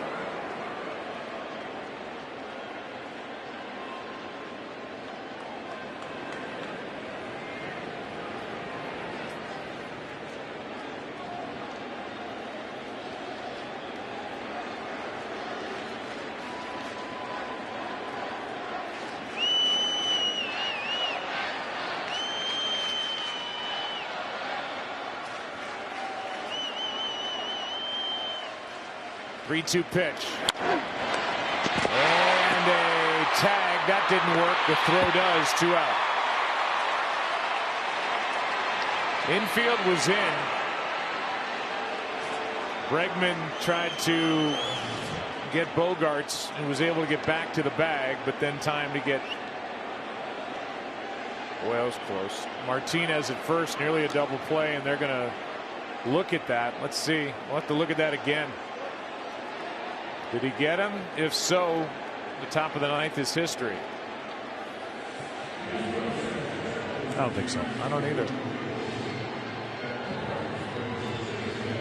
I'm saying Jim Wolf made the right call, but who knows? What's a couple extra minutes?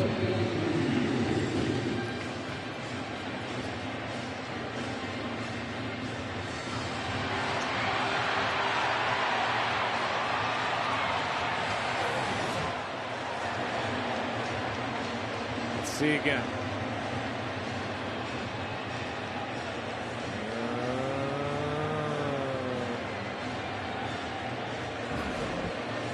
Got the stick with a call on the field. Call on the field was safe. And out. All right.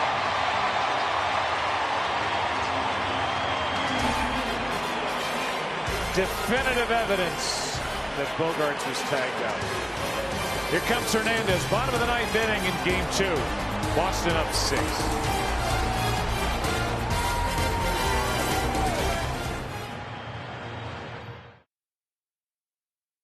League Championship Series presented by Loan Depot. Tomorrow on Fox, one of the oldest rivalries in the NFL, Packers, Bears. Aaron Rodgers, Justin Fields, or other regional action. Check local listings for the game in your area. Only on Fox and the Fox Sports app.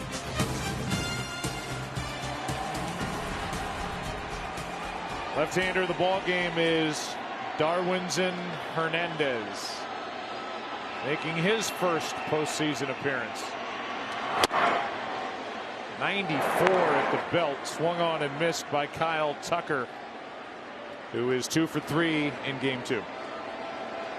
Funky release point. He'll change that release point too if he needs to and drop down a little bit. Goes across his body, tough on lefties.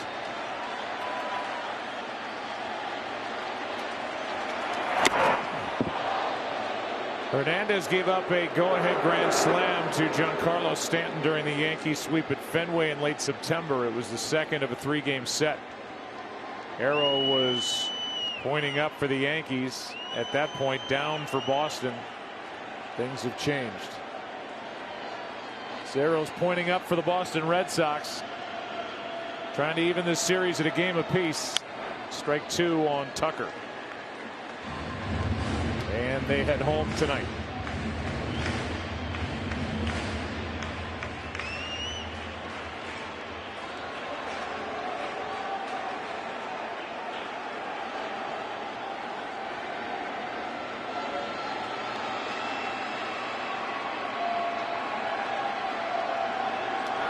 breaking ball fouled back. Well, the crowd did the best they could here, but they were taken out of the game by the second inning. And they hung in here as long as they could. A little mini rally and 3 runs in the fourth. I mean, it's impressive. They didn't quit. I mean, they were crazy loud last night, but they really kept making noise all game. 2-2 as that straightens up Tucker again.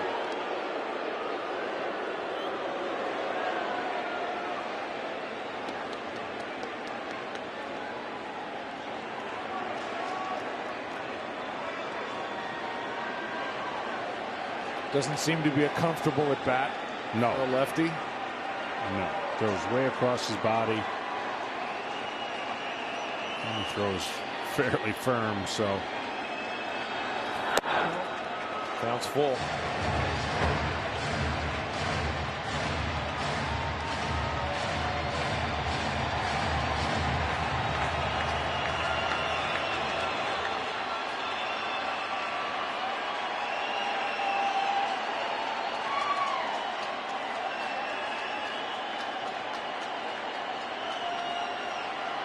Three-two pitch now from the Boston left-hander is swung on and missed. 1 out.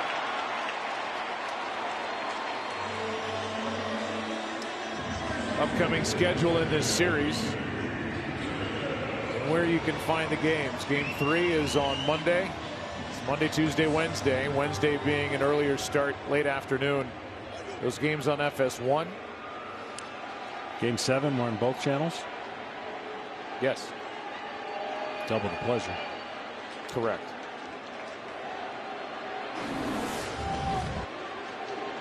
Here's Yuli Gurriel, now 4th all-time alone for postseason hits after turning 33. He was a 32-year-old rookie coming from Cuba.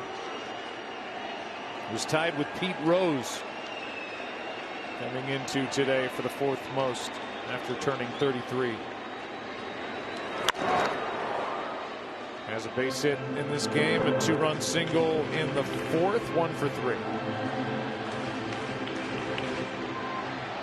You know, Pete Rose is watching baseball. Yep. He was the start of the turnaround for the Astros when they went from the most strikeouts in baseball the next year to the least amount of strikeouts. And guys like him, the lineup that they currently have, that's really been the MO for the Astros, is they just grind out at bats, put the ball in play better than the rest, and that's why they were able to win a championship. And the fact that their lineup the year before, way too many strikeouts.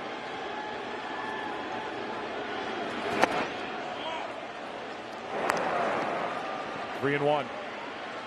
Ledmus Diaz has come into the on-deck circle.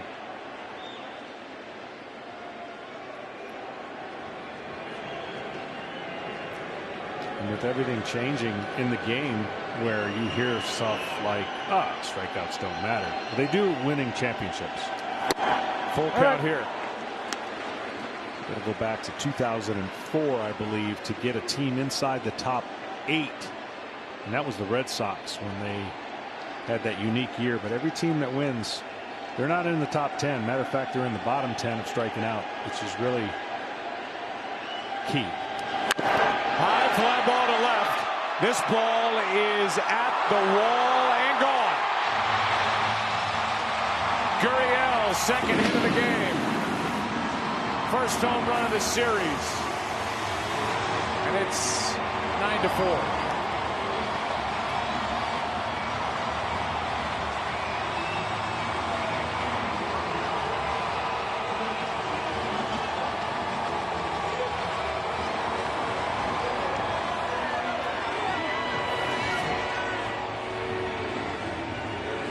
That's just really good hitting. You see how he did with his hands to get the ball, the bat to that ball up there.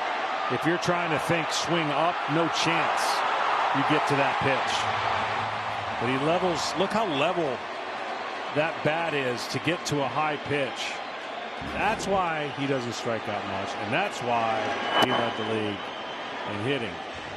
That angle of the bat and not to mention unbelievable hair.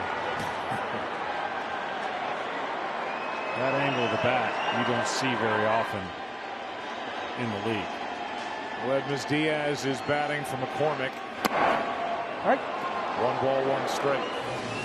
I mean, this is just classic. See how his hands are high, but then he flattens the bat and the barrel comes right through the zone and attacks that high pitch without swinging up. You swing up, you swing and miss. That's why the term launch angle is so confusing, or it's a misused word. Everyone thinks launch angle is swinging up.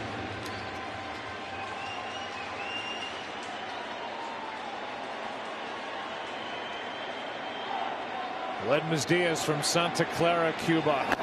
Gets out of the way of a pitch, down and in. 2 balls, 2 strikes.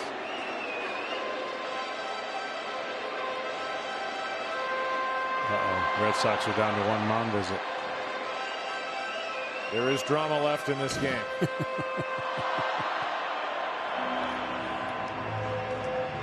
Ryan Brazier is getting loose.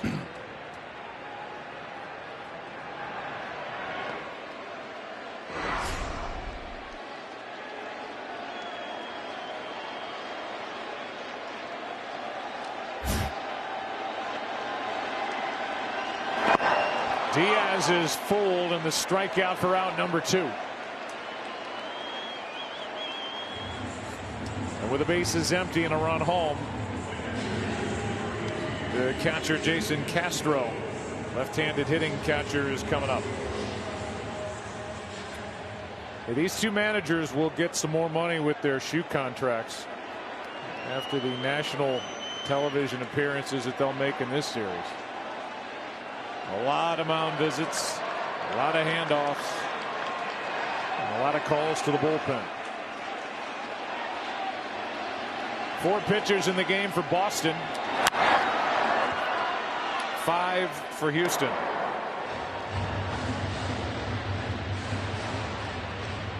After they used 8 last night.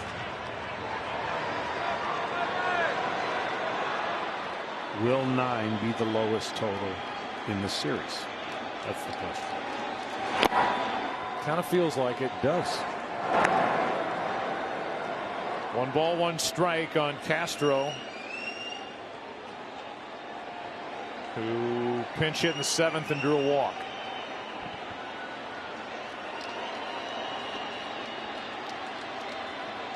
One from Hernandez is down.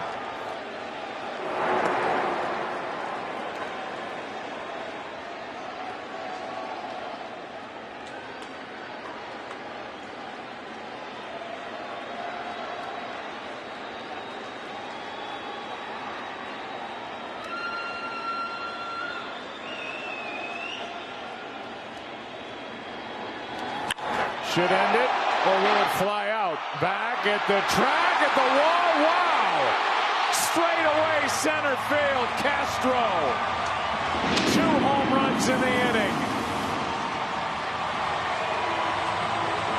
And this is a 9-5 ball game. Boy, that ball carried a long way.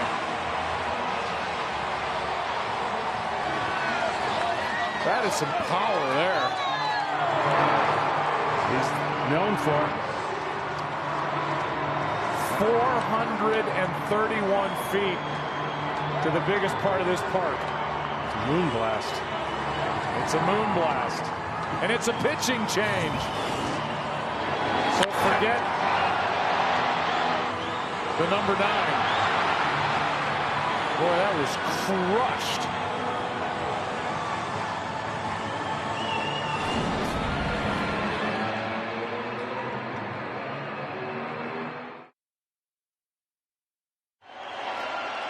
This is a big park to center. And this went 431 feet. And got up to 107 feet off the ground. Man, that was a cool shot right there. Really cool. Brazier takes over, top of the order. 4-run game now, 2 out, bases empty, and Altuve If nothing else, he could bring up Brantley, who could have a chance to extend his hitting streak. See what you're doing there. Brazier's been terrific. 5 pitchers tonight each side. 10 total that misses. The combined 9 home runs through the first 2 games. So far in this series, the most in ALCS history. Previous record 8 in the 1970 ALCS between the Twins and the Orioles.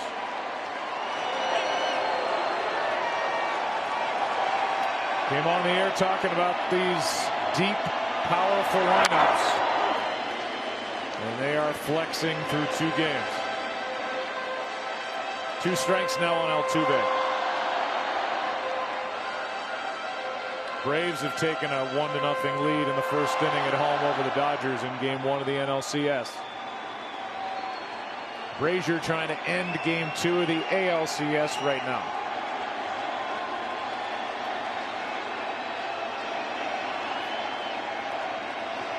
Here it comes.